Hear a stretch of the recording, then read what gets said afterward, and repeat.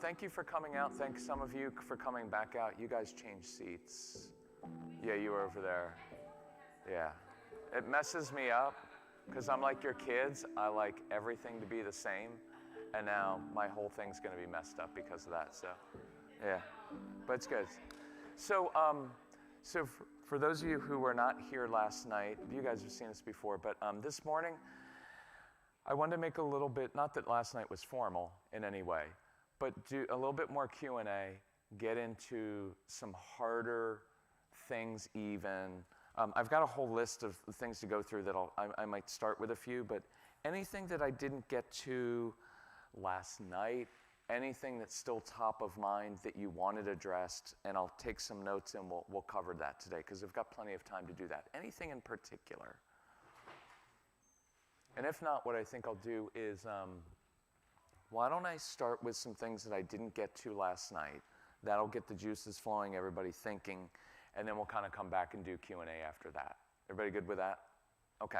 So one thing I didn't get to last night was, and those of you who don't know us, you'll kind of, I'm not going to go through our history. We did it last night. You can look us up online or Google us and find out all the false things that are probably online about us. I don't know.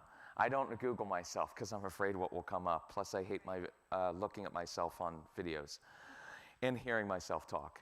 So, relentless arguer. We didn't do that one last night. So let's go through a relentless arguer example, and feel free this morning to, like after I get through it, say, hey, what about this? What about that? Like challenge me on it, because these things, there aren't, with these kids, as much as I like black and white stuff, like you always do this, if you just do this, this is exactly how they'll respond. I love black and white stuff, but with the strong-willed kids, it just tends not to work because there's always these nuances of stuff going on, and so you kind of have to wrestle with that. So relentless arguer example, I may have done this at homeschool conference, so if you've heard these things, forgive me. But let's say I come home from, oh my God, Jason's not here, so I have to pick on a dude, you. So what's your name? Lanny. So you're going to be my fill-in for the strong-willed child. So I come home, and Lanny's like, Dad, you have to take me to GameStop. I want that new video game. And my no usually does not have a lot of energy in it. Usually it's going to be like, not happening today. I don't like doing a lot of explaining with strong-willed kids because they will out-explain you and they will pick apart your arguments, and then you're going to end up taking them to GameStop, right? So I would encourage you, let go of the trying to convince your kids. Our parents didn't try to convince us, they let us. And we tended to, now some of it was fear-based, right? Of like, no, you're not doing that. But there was a certain element that they didn't draw us into. I like a conversation, but I don't like trying to convince a strong-willed child because they're going to end up turning it against you. So most of the time I'm going to be like, not happening today. Now, they're going to come after you because the strong-willed child is very, very persistent. And when they get something in their mind, they want it.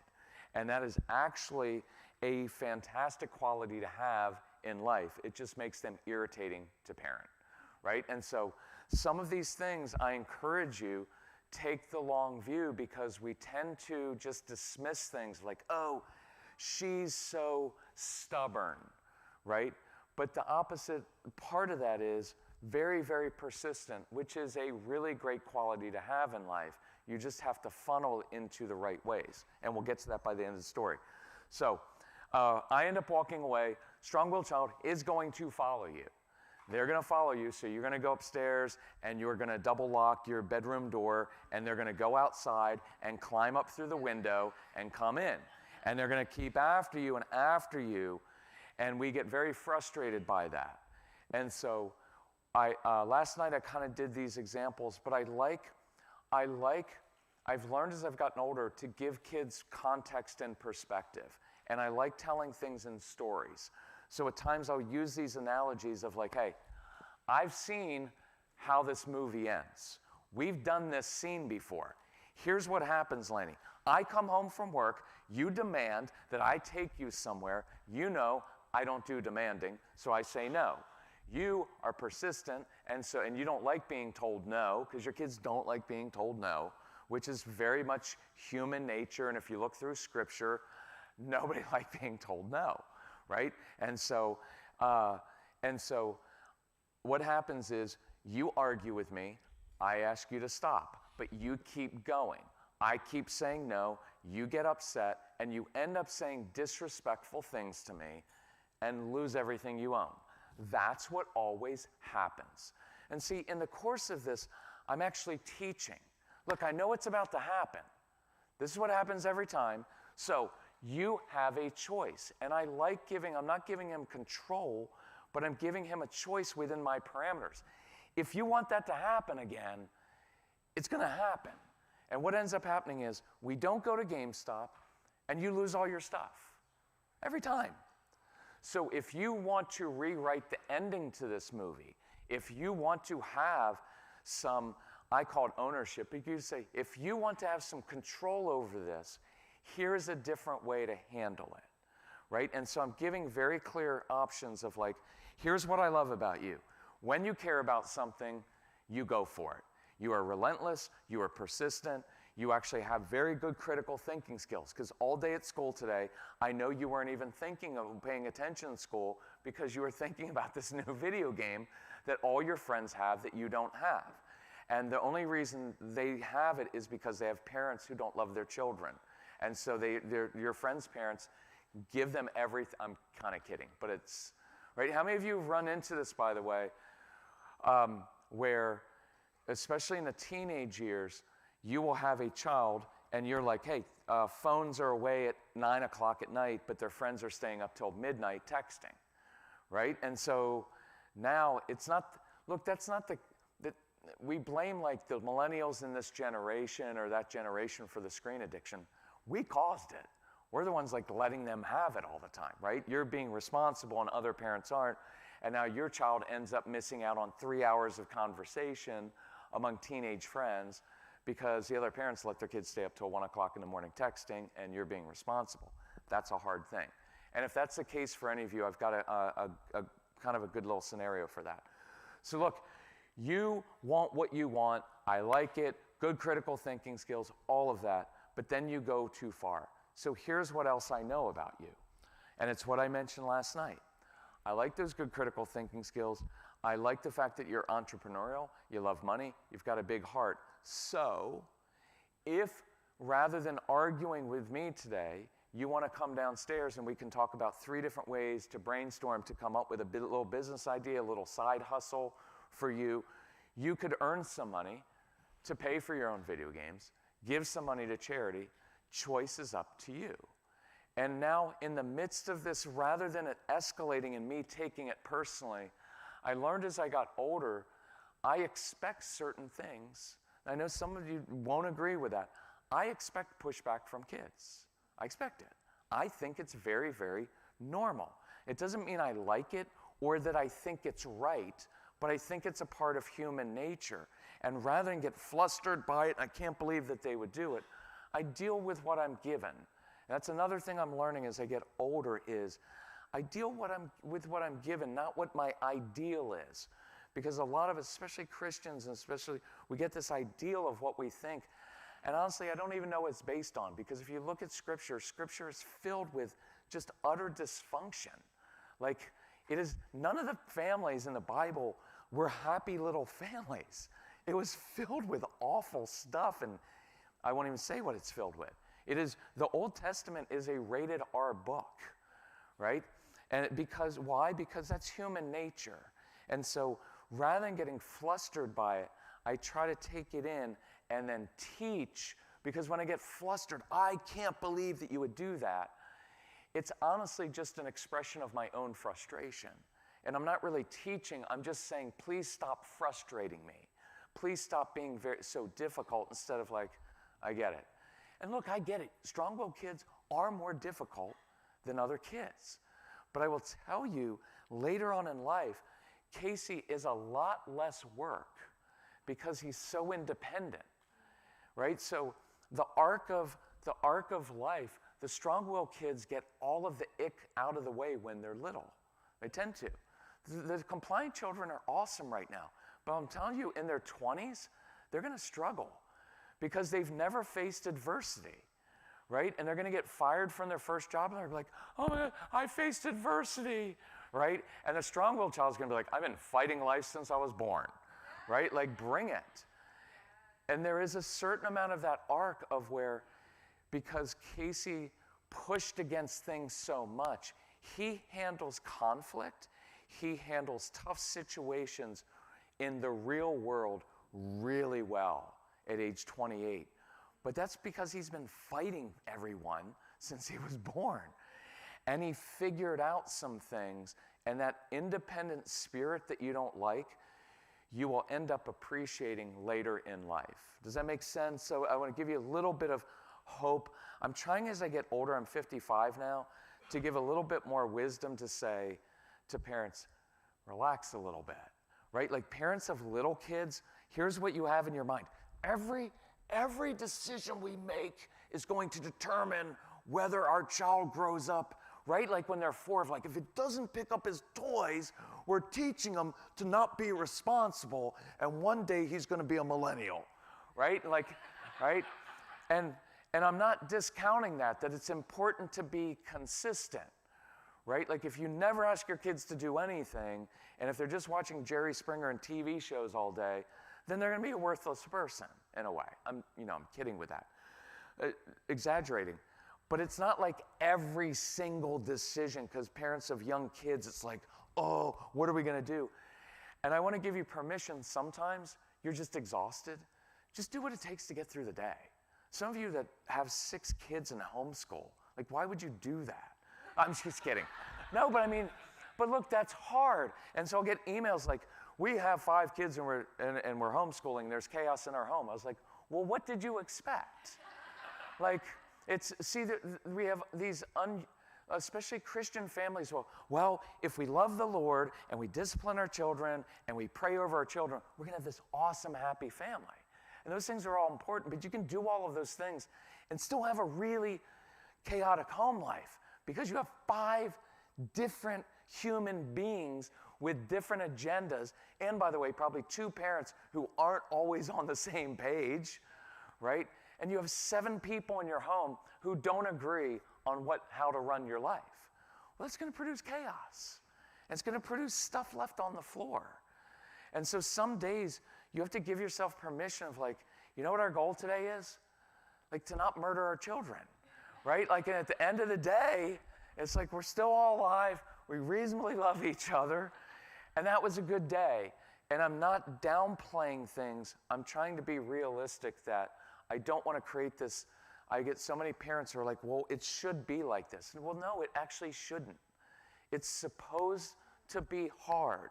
Marriage, to me, is the hardest thing in the world. I was just reading, we're doing this little boot camp thing in Dallas on Monday.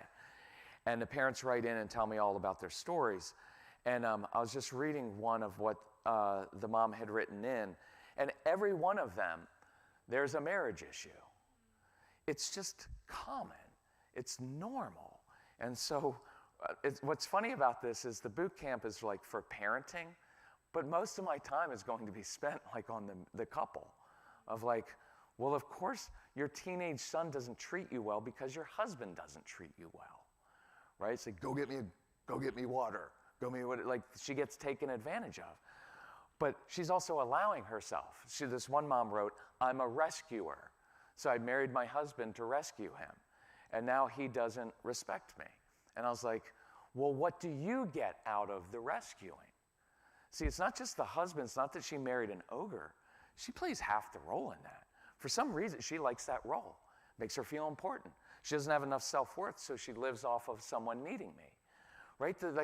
It's all human nature. We have all of this stuff in us. Anyway, that's not my most fun example. But it's real life stuff. So teenage daughter who's 13.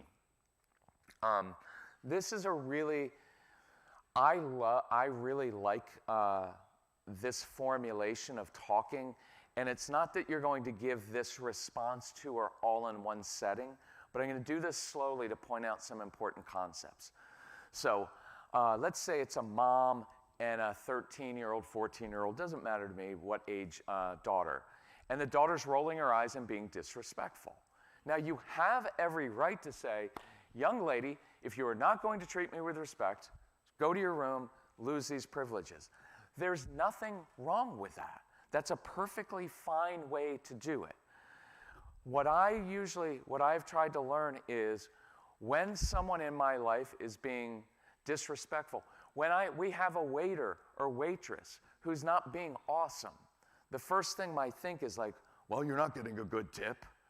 And then the other side of me kicks in, which is something's probably going on. Probably had a bad day. So Casey and I have a little goal of, we call it, let's see if we can turn her or turn him.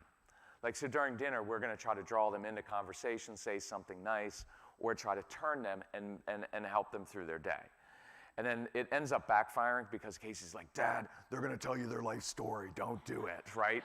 And now we can't escape from the dinner thing. But that's usually what happens.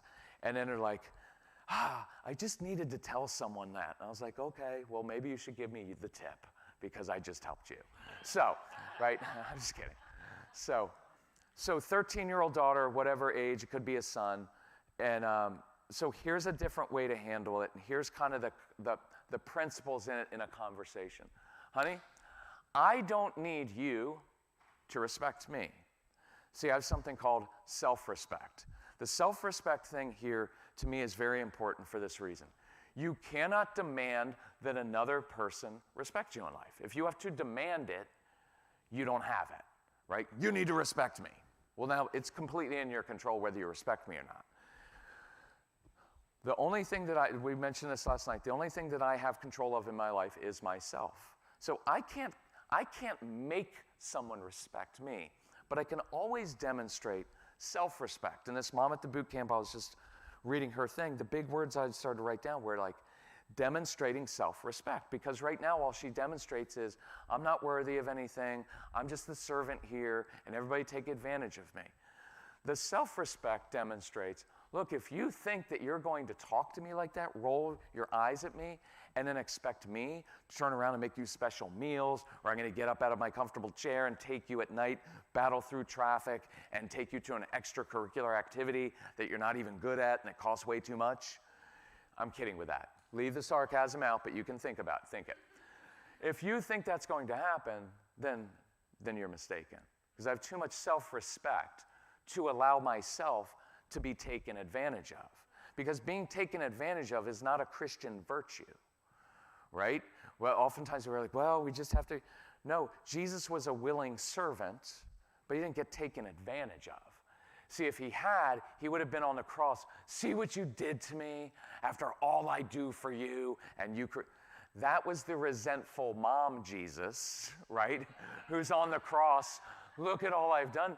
See, look, you told me I could be, that's your issue. That came probably from your own mom or something in your life, and that's a pattern you need to break. Because that is not your husband's fault, and it's not your kid's fault, because the kids are never going to wake up and say, Mom, listen, talk to my brother and sister, we've determined you do way too much for us. Like, that's not going to happen, right? If you're going to do way too much and you're going to sacrifice all of your needs to make everyone else happy, you're choosing that. You're choosing it for some reason.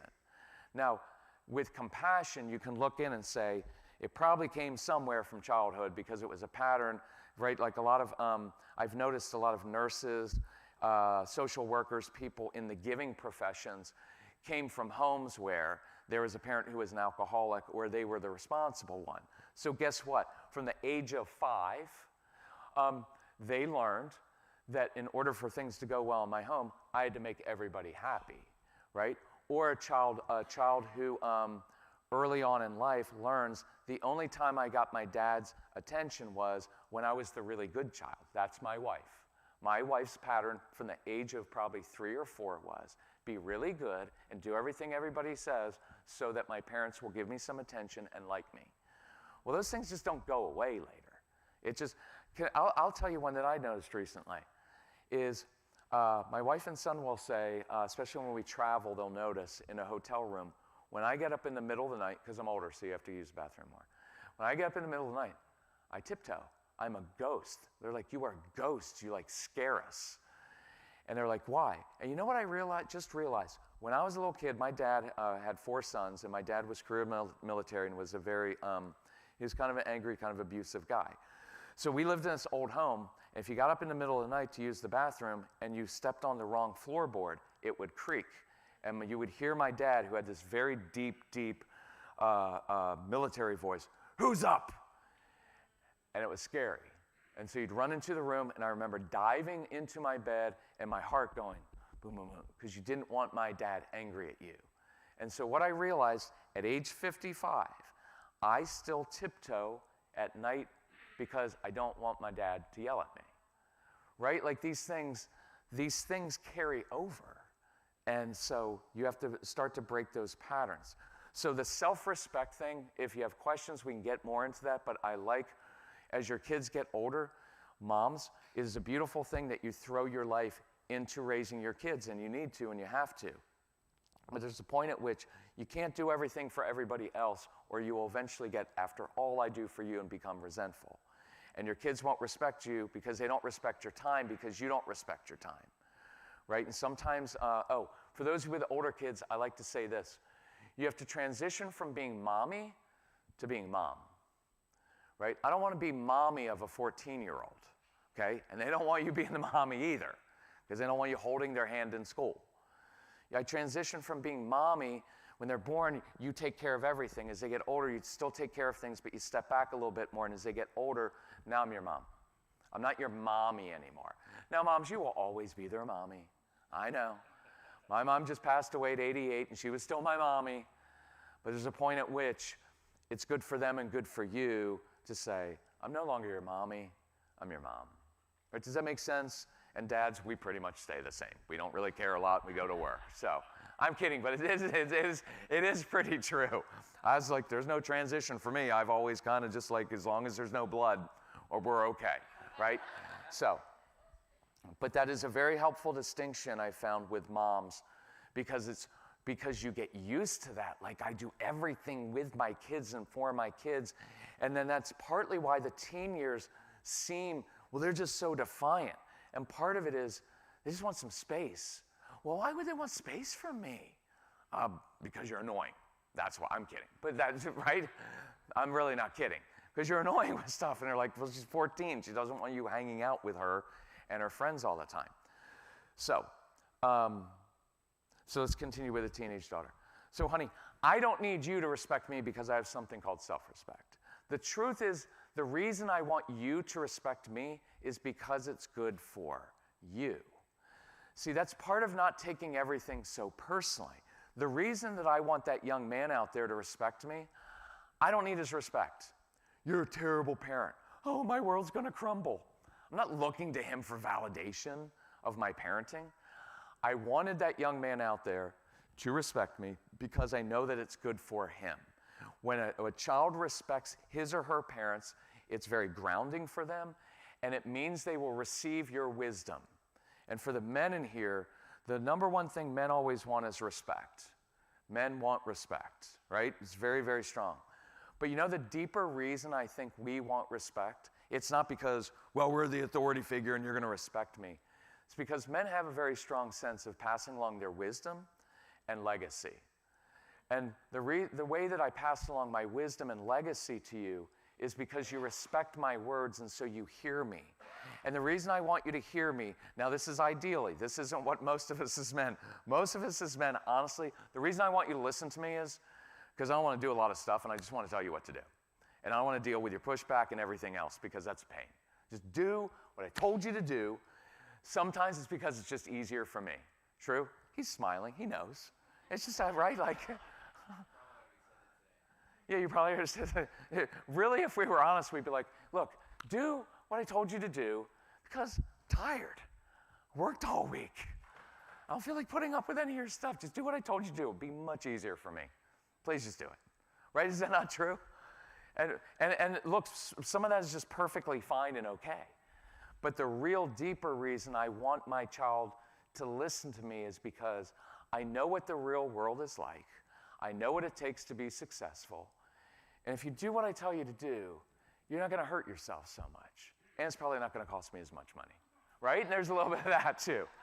Right? And that's perfectly fine too. All of those motivations are good, but at the heart of it is, I want your respect because I have a lifetime of wisdom that I'm trying to pass down so you don't repeat the same mistakes I made. But here's the hard part with your strong-willed kids. Most of them have to make the mistakes. They are stove touchers. Don't touch the hot stove. Don't touch the hot stove. The compliant child is, thank you so much. I didn't want to go anywhere near it. My wife won't go anywhere near danger or anything. I'm like, just dip your toes in it. No, I don't want anything to do it. If you tell Casey and I not to do something, it guarantees we're doing it. We're jumping right in. Why? How many of you have kids who are like, you know what? You are going to lose all your stuff if you put your foot on that sofa. And they will hold it like like a quarter of an inch off of it and just tempt you. And then you know what they'll do? They'll just touch their toe. That wasn't my foot. It was my toe. And if they do that, you know what they're doing, and yet you fall for it every time. He is so difficult. And I'm like, that's an awesome kid. Now, that's a kid who may spend some time in jail, but afterwards rules the world. But that's an awesome kid. And they know it. And some of your kids will just do a little tap. I didn't put it on there. I just tapped it. I tapped out. And then they'll argue with you. It's like, Rrr. You know, for those of you who are more of a compliant rule follower, this is such an awesome opportunity for you to learn a different way of thinking. Like, someone remind me, come back to the authority figure thing. We'll do that. So the reason I want you to respect me is because it's good for you. And what I know about you is you're 13, you're 14, you're going to want freedom. You're going to want to go to sleepovers and get your driver's license, do all these things the next few years. I want you to have that freedom. But every time I see you roll your eyes, every time you talk back to me, what it tells me is you're not mature enough to handle that freedom. Because see, 3-year-olds throw tantrums. And when you're 13 and throw a tantrum, you don't wail away on the ground, but you roll your eyes and you talk back. See, when you throw a tantrum, that shows me that you're not mature enough. And so, does that make sense so far? So look, I'm teaching here. Look, I'm okay with your if you treat me disrespectfully, it's not going to ruin my day. It's not going to ruin my day. It's going to ruin your day, right? And so here's where the boundaries come in of that's the thing we talked about last night about controlling your child's moods all the time. Well, my child just puts us all in a bad mood. Okay, well, good. Then your child has complete control over your family. That sounds like it's more of your issue than the child's issue. And I know some of you have some really severe situations, and I'm not discounting that. But we let our kids' emotions rule our emotions. Our spouses' emotions rule our emotions. Well, why are you is everything okay, honey? You know what I was really asking when I used to ask honey, is everything okay? Was I really concerned about how my wife was feeling? Whatever. No, I wasn't. It was this. I need you to be in a good mood so that I can be in a good mood. Because when you're not in a good mood, It makes my day feel off, and I feel responsible. Maybe I feel like I need to fix it, so I keep bugging you like, what's wrong? And some days my wife was just having a day where she just wasn't in a good mood, and that made me uncomfortable. So what ended up happening is I would bug her so much to try to fix her mood that it made it worse. But it wasn't really for her. It was so that I could deal with it. But maturity says, if you want to have a bad day, you're entitled to have a bad day. If you want to talk about it later, come get me, preferably at halftime. But come get me, right? Don't come right in the middle. Don't come in the fourth quarter on the final drive. That's just disrespectful, right? I love you, but not that much, okay? So there's some truth to that. Please don't do that, right? We're final drive. Just, okay, that's a reasonable, right? We're giving each other some leeway to know, I've been watching the whole game, and I love you, honey, but I really love this game right now a little bit more than you. Your problem's not going to go away in the next 13 minutes, so let me watch the final drive. So, and then, see, that's maturity because I'm giving you some space to deal with your mood instead of trying to fix it. You don't like your mood fixed, but we try to fix our kids' moods all the time. And what happens is, look, I'll try to give you some insight. If I'm a strong-willed child, which I was, and I'm a strong-willed person, if I know that something irritates you, I will continue to do it. I just will. I'm not saying it's right, but I will do it. I like the reaction. I like studying human nature. I wear a Yankees, I wear a Yankees hat. My nephew loves the Yankees. I don't care about the Yankees.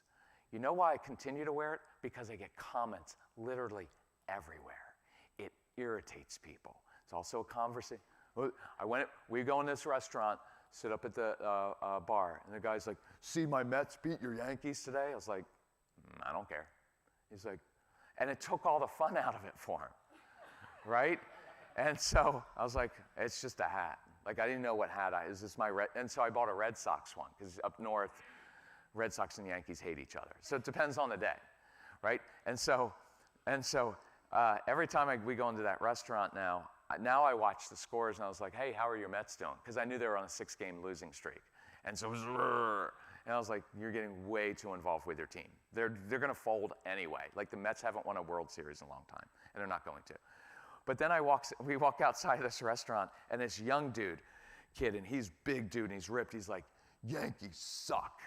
And I was like, dude, am I going to have to fight you and get beat up by you for a team that I don't even care about?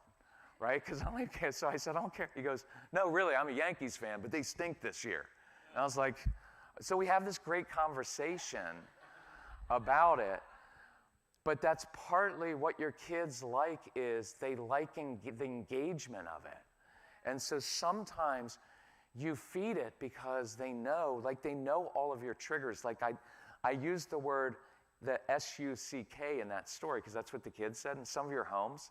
That's like the F-bomb being dropped, right? So your strong-willed child is going to use that word at times. Why? Because they know it irritates you.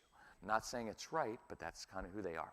So, honey, you may continue to talk to me like that if you want. It's not going to end well for you. But if there's something you want to talk about, if you disagree with me, I'm okay with you disagreeing. I just want you to learn to disagree with me respectfully. So I give your kids because some of your kids don't know how to do it. So give them a phrase, right? Like we taught Casey, at any time you can come to us and say, Dad, I disagree with your decision. See, I'm okay with that. Doesn't mean I'm going to give in to him. Doesn't mean we're even going to discuss it. But sometimes I would. So he came once and he said, I disagree with your curfew. Because if he came and said, curfew's stupid, I was like, okay, now you're at 7 o'clock at night, and you're 13. I'm not playing that game. I don't do a lot of drama, right? You do that. So his curfew, I think at the time, was like 9 o'clock. I think it was 13 or 14. And those friends were allowed to stay out later, of course, because we were the mean parents, right? So I'd encourage you for Christmas, just get a sweatshirt, or you're in Florida, so maybe a T-shirt, that says, I'm the meanest mom in the world, and very proud of it, right? Like, I'm a mean mom. Okay, so what that's supposed to change?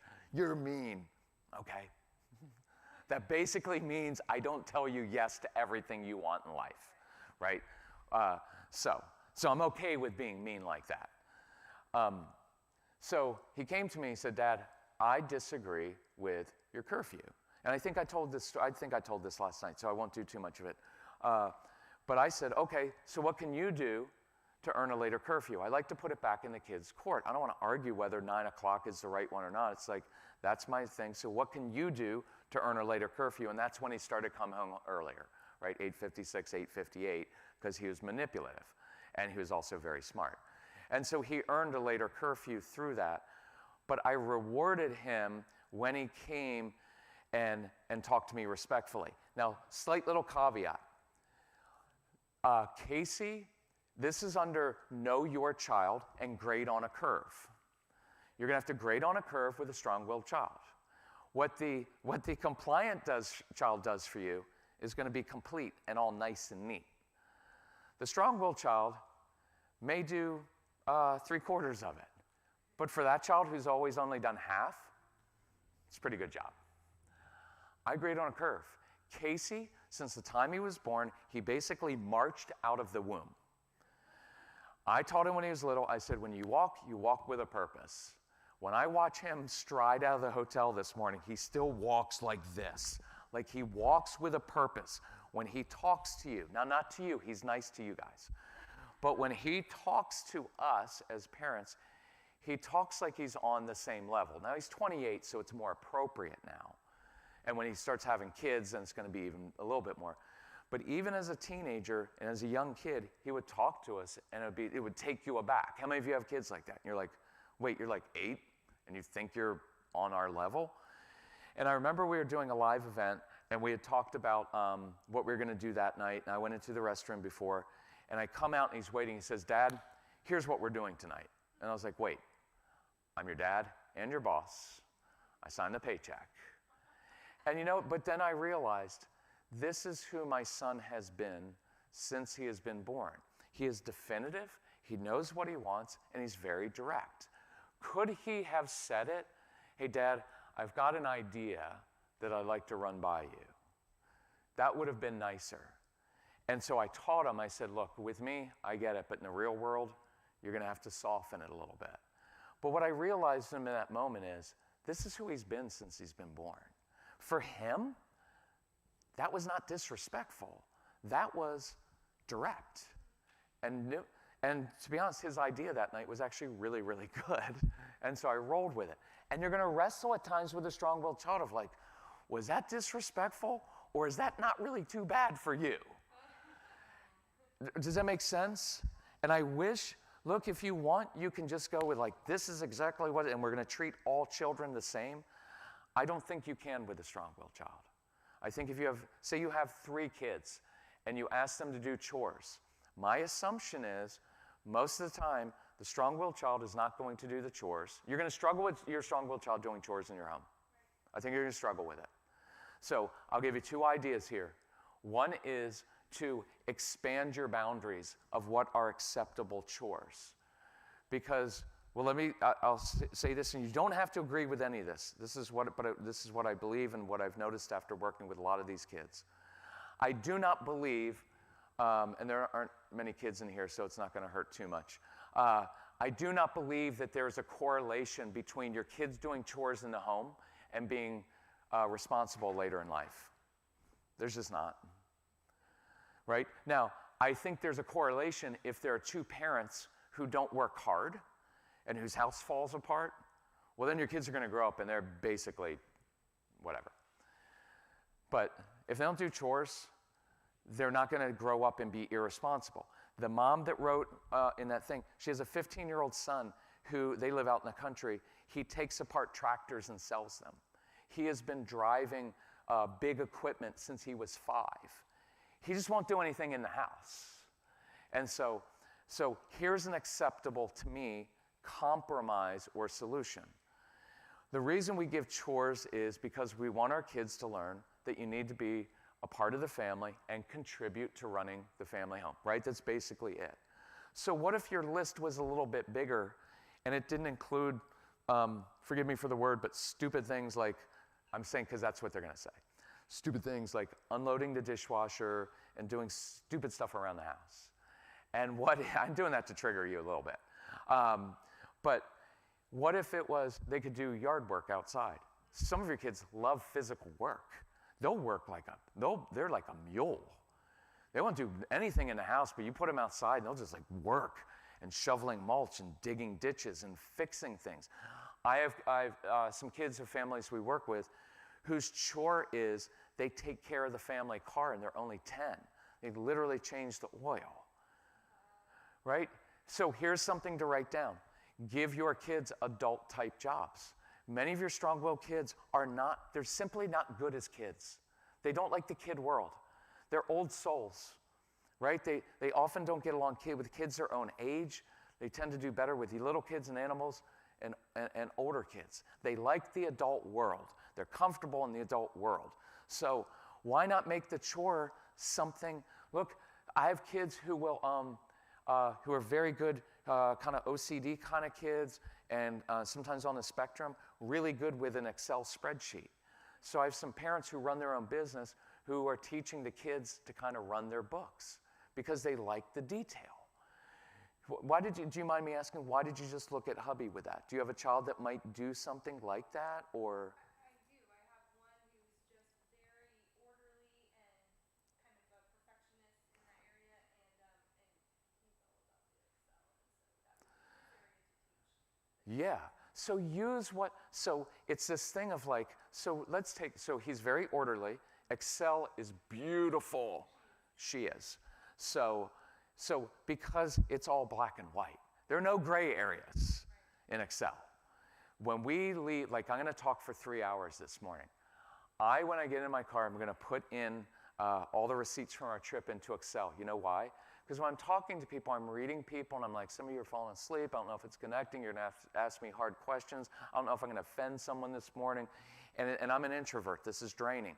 When I get in that car, we have an 8-hour drive. Unless Casey's driving, then 7.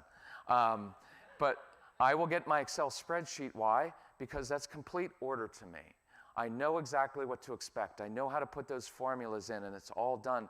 So let's use her natural gifting, right? In a way, she likes it. So if you have a family business, or if you want to create a family budget, why not put her in charge of that or let her run that?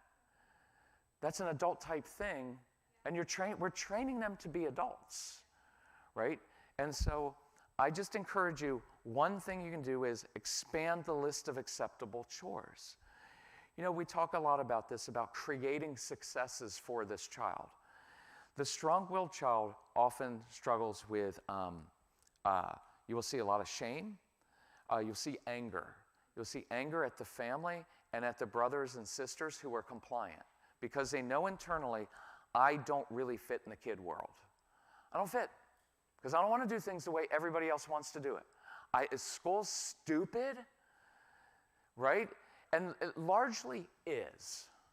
It really is. When I go by schools, I see literally prisons. I really do in a lot of ways. No offense to the teachers, you're stuck in that system. But I do see prisons of thinking, and we probably train more teachers in this country than anybody else. So I love teachers, I love going into schools, but when I'm in there, I'm like, this is a prison. And because for our strong-willed kids, because they don't value and recognize the things that I think are very important for kids: creativity, leadership, compassion, initiative. Initiative, you know what initiative is? It's impulsivity in many ways, where your child's impulsive. They just want to do something right now. Well, this is the way kids are supposed to be. You're supposed to be impulsive when you're a kid, not when you're 40. When you're 40, if you're impulsive, you invest everything in Bitcoin, which is not a bad strategy if you bought like a 20,000 or 30. But you know what I'm saying? But you're supposed to be like that. But see, that's so someone's impulsivity is my initiative. So they want to do it. They've got to learn to put some brakes on that. But initiative in life is a great quality. See, the compliant child is just going to wait for someone to tell them what to do. Well, see, I always do this analogy of, what if you had a child who goes to regular school, because many of you are homeschool families, but what if the teacher were to send home a note to the parents of the compliant child and said, I'm worried about your child. She just listens, sits there, and waits for me to tell her what to do all day. She has no initiative. She never blurts out. You know why she doesn't blurt out? Because she has a fear of that, of getting in trouble, and a fear of sharing her ideas. And the fact is, she's kind of boring and doesn't really have a lot of ideas, right? The child who blurts out not because they're a bad kid, but because they have a lot of ideas, but they struggle with short-term memory and they don't want to forget the idea, so they blurt it out in the moment. And all we ever notice is, stop blurting out, you're being rude. When in reality is, you've got all these ideas exploding in your head, you just struggle with short-term memory and you don't want to forget them, so you blurt them out, right? And what do we want? I want a kid with initiative who blurts out stuff. I'll teach you how to not to blurt out so much, and I'll give you some tools so you can write those ideas down so you don't forget them, so you don't blurt out and get in trouble. But blurting out is a clue that you have a child who's bursting with ideas. Ideas change societies. Ideas are what makes people wealthy, right? Nobody gets wealthy following the rules. Now, you can if you follow Dave Ramsey over the course of your lifetime, okay? But it's really, really hard. Because if you follow the rules and you're a rule follower, you're not going to make as much money. Now, if you budget and you invest in a good growth stock mutual fund at 12%, Dave, right, over 50 years, you'll be fine. And I get that. But if you want to be wealthy, and I'm not talking about being rich, I'm talking about being wealthy so that you can actually fund ministries. That comes from someone who's got an idea, who pushes the rules, who says, someone says, you can't do that. And they're like, oh yeah, watch me. And they're persistent, and they break a few laws here and there, right? We did, when we built this, we didn't know what we were doing. We invited kids into our home. We didn't have any insurance. Why? Because I was $100,000 in debt. Sue me. Right? We lived in a rented house. The guy that rented the house to us didn't know we were running a business out of it. I'm not going to tell him. We didn't register with the local municipality. I'm not doing paperwork. It's stupid. So we just built this. I don't have a degree in any of this. People started bringing us their children. They didn't even ask me. We've got this big white van out there for this trip. It's a creeper van. Who knew what we were doing to their kids, but they were so desperate. Seriously, I ran a $6 ad in the local newspaper, local community newspaper, little subdivision. It said ADHD camps, build social skills and confidence, our email address. We didn't even have a website. So I told my wife, I was like, let's just run this thing, because we're really good with kids and we wanted to do it. I was like, nobody's going to respond. Well, we start getting all these calls. She's like, what are you going to do? You advertised a camp. I was like, well, we're going to create a camp. So next Tuesday, a bunch of kids are coming to our house. So these parents start walking into our townhouse and they're like, hey, I'm like, hey, I'm Kirk. I'm a little bit awkward socially, but welcome to our house. They're like, what do you do? It's like, oh, we got these Legos. We're going to teach your kids. And I just made up stuff. I was like, I'm going to teach your kids social skills and how to stop melting down. That's honestly how it started. My wife would never do that because she has to get 18 degrees first. Is that you? Yeah. Because I'm never qualified enough. I'm like, what are your qualifications? I don't have any. I just know I'm really good at observing kids, and I'll teach your kids something. And what they noticed was their kids would come in, and I would engage in them, and they'd be like, we've never been able to take our kid anyplace. He's got this little Jewish boy named Max. It was our first kid. And the parents came in, and little Max was riddled with anxiety. I was like, dude, you want to build with some Legos? He's like, what are we going to build? Whatever you want, my friend. And I told his parents, I was like, get out of here. I said, because you're partly the cause of his anxiety. Because you're too like that. Well, we don't want to leave him. I was like, he's going to be fine. Just go. Starbucks, I got your number. I'll text you. And so that's how it got built. We just did it first. But look, that quality comes from the strong-willed child who wants to jump in, but you're going to burn your hand and make mistakes and do that.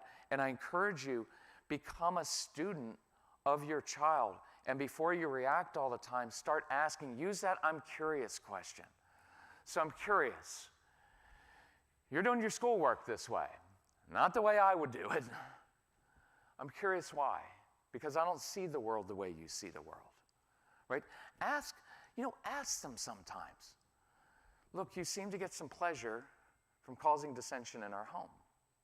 And I'm curious, because I'm not like that, because I'm a people pleaser. And I like everything to be okay. Why do you like the chaos? How does this is a therapy word, how does it serve you? Ask your mom that. Oh, I like that. Sorry about that. I heard this. She's like, we don't ask your mom that. Why do you like, that's awesome. Do that at Thanksgiving, please. So, mother-in-law, I'm curious. You seem to like to create discord in the family. You seem to still be babying your son, even though he's a grown man. And you like getting involved in our marriage. And I'm just curious, why do you do that? So, Thanksgiving would be perfect. Instead of talking about politics this year, let's talk about interpersonal dynamics and wounding that we have from childhood. You know, mother-in-law, half the problems in our marriage stem from you. So thank you for that. That's awesome. Okay, let me know how Thanksgiving goes. Okay, thank you.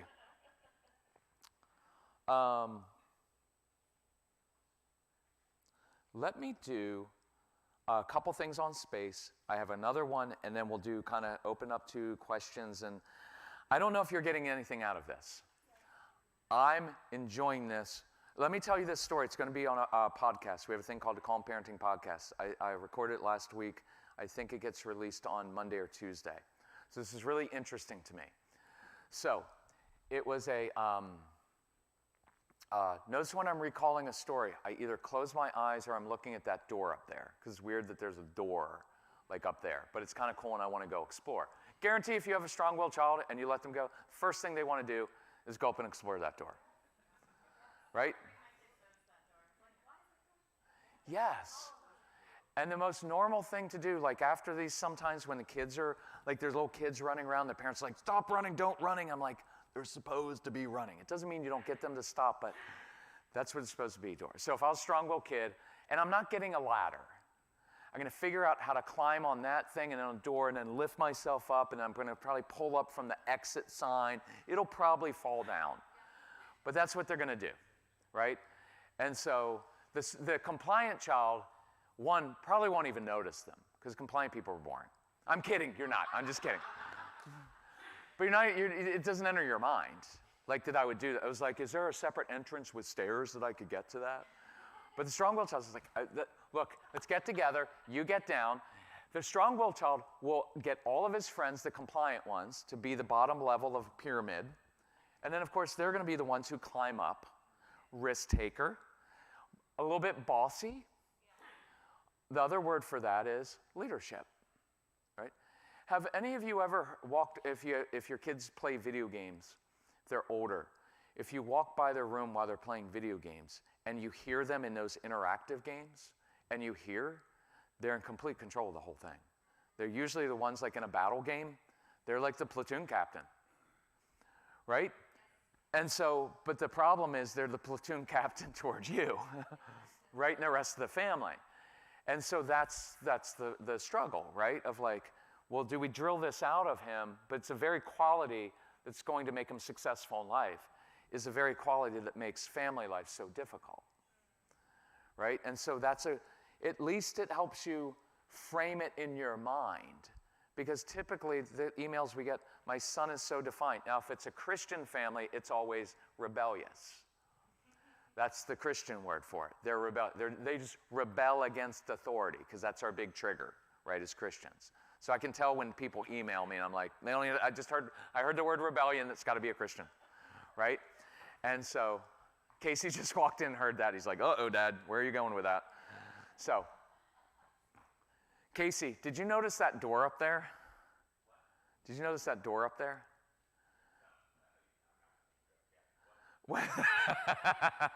When you were a kid, now I won't ask. So anyway, we were just talking about like the strong-willed kids would be climbing up to that thing to get through it, to explore. Yes, okay, there you go. I didn't even think about it. I'd be jumping down that in the middle of service, and then we were the parents who were like, oh, that's not our kid. Can someone please get that kid? How many of you do that with your kids? You disown them. Thank you. Someone get that kid in aisle 3. Not ours. We'll take them home. We'll straighten them out. How many of you have families who are like, you just need to discipline that child, and that'll show them? You're like, really, we never thought of that. We never thought of disciplining. We'd never thought of that one before. Thank you for your insight. We've literally tried every consequence short of waterboarding. We even tried that once, right? And it didn't work. He kept saying, like, pour Kool-Aid on me instead, right? Like, they would just be like, pour, give me some more. Put it down my throat and my nose, right? It doesn't work for those kids. And other people don't understand, and they will judge you, especially if they're Christians, because that's kind of what we do. So, just kidding, but not really. It's a brutal, brutal thing that your Christian families in a church, I have lots of families that can't go to or won't go to church because of the strong-willed child, because they're not going to sit in children's church. Casey never went to children's church because he wanted to be in the adult service, right? See, it fits. Casey's music that he liked old blues music. It's old soul music. I was like, you're like 9. Why are you listening to John Lee Hooker, you freak? And he's like, well, because Zeppelin stole all their stuff from all the old black guys, which is true, right? No matter what they say. The songs are exactly the same if you hear some of them. Even the words, and they're like, no, we created that ourselves. No, you didn't. It was just poor people in Mississippi. You took their music. You made it better, but still took it. So it's just kind of funny. So he was an old soul from like a young age. What story was I telling? I did like last night. Okay, so before I do, so questions, thoughts, hard questions, things that you're wrestling with, anything in particular that's popping out so far? Yes? Okay, it won't work. It won't work. It won't work. Our kids would be fantastic terrorists. They just would. I'm kidding. No, they're purposeful. They'll take their mission, except they'll have someone do the end job where they die. They're not stupid.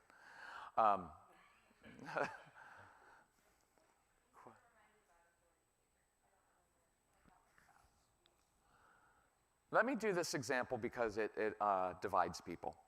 And because it's a really good one, especially for Christian families. You've probably heard this at the homeschool convention, but I'm going to do it. How many of you, and this, by the way, I do not represent the views of this church, okay? So don't blame the pastor. Like, you brought this guy in. These are my views based on, authority figures. I mentioned last night, my relationship with God, Casey's relationship with God, looks very different than my wife's relationship with God. She's a rule follower. I am not. My relationship with God is very blunt and I say no a lot because I don't like change. And when I talk to God, I talk to him very bluntly at times, reverently usually, but I don't like certain things, and so I resist God a lot at first. Your kids will resist you at first. It's built into, I resist everyone at first. My wife, I resist. If she has a new idea, I almost always say, I don't like the idea. I almost always come back around later to it. But when I'm walking and talking with God, I mentioned that last night, the strong-willed child will push in their faith against it. And here's the good part. A lot of times they will. You know why it is? They don't want to believe because mommy and daddy believe. They want to own it themselves. Casey has wrestled with his faith for a long time. He did not want to believe just because everybody else wanted him to, and it was expected. So he pushed against it. He asks really good questions. And I'm like, why do you do that, Dad? I was like, I don't know. We've just always done it in church. And you'll find if you embrace those questions, you'll start questioning. You'll be like, why do we do that? Why do we bow our heads and pray? Jesus, I don't think ever once bowed his head and prayed. He opened his eyes, lifted his eyes to heaven, and prayed.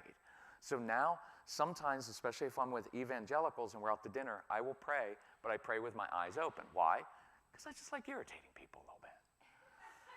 Because that was scriptural. That's how Jesus prayed. And I'm like, why?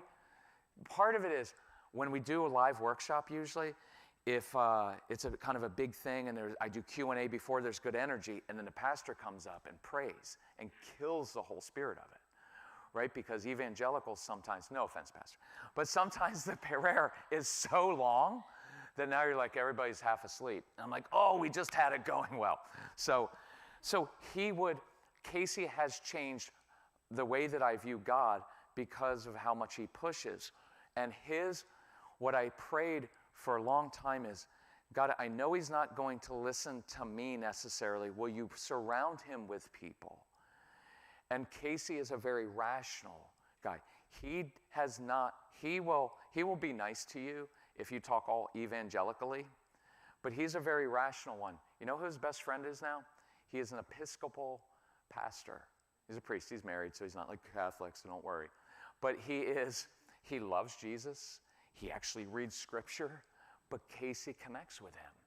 And Casey is growing in his faith, not the way I wanted him to. Right? Does that make sense? I'm not saying it's right or wrong, but they're going to push on that. So how many of you, let's do this example, how many of you were raised to believe that kids are supposed to be immediately obedient? Right? It's a very kind of normal thing. Now, in a lot of homeschool circles, there's that thing of obey right away, all the way, with a happy heart, right? And so I find that, this is my own personal view, is not the view of this church. Judge it against Scripture, judge it against whatever you want. I believe that oftentimes is incredibly destructive. Obey right away. We're going to cover that in a second. I don't believe that that's scriptural, and I'll show you why. And I believe it's destructive right away, all the way. Now, I get that, but here's one of those phrases that we use with our kids all the time. You need to do everything to the best of your ability. Try your hardest. I hate that. And here's why. Nobody in here does everything to the best of your ability. You can't. You do the right things, the important things, to the best of your ability, and other things you choose, you make a judgment. This isn't that important, so I'm not putting all of my energy into it. Is that not true? But we have this thing with our kids because it's our anxiety, because I want you to try your hardest. The truth is, in some classes, they shouldn't try their hardest. Now, I know that irritates you, and should, but certain classes aren't that important. And if I only have a limited amount of energy, and if I have one of these kids and school's really hard for me, I want them doing really well. I want them to know their basic math stuff so they survive in life. Now, if they're really into math, they're going to be doing calculus because they love math, and they're good at it. But I want them to read, and I want them to be able to write. I want them to be able to write really well, because very few people can now. And you will use that, you will get ahead, and you will reading and writing. But all the other stuff, I'm not that concerned about. But I want to go with their natural giftings, obviously. So if they're into science, by all means, throw them into science. But please watch those words that we use of, you need to do everything to the best of your ability. Look, I told one of the parents last night, I'm 55. I'm relatively trim and in shape. I've started doing a little bit more lifting weights. You can't tell. But I've done a little bit more weights because I want to just strengthen my body. I don't work out that hard.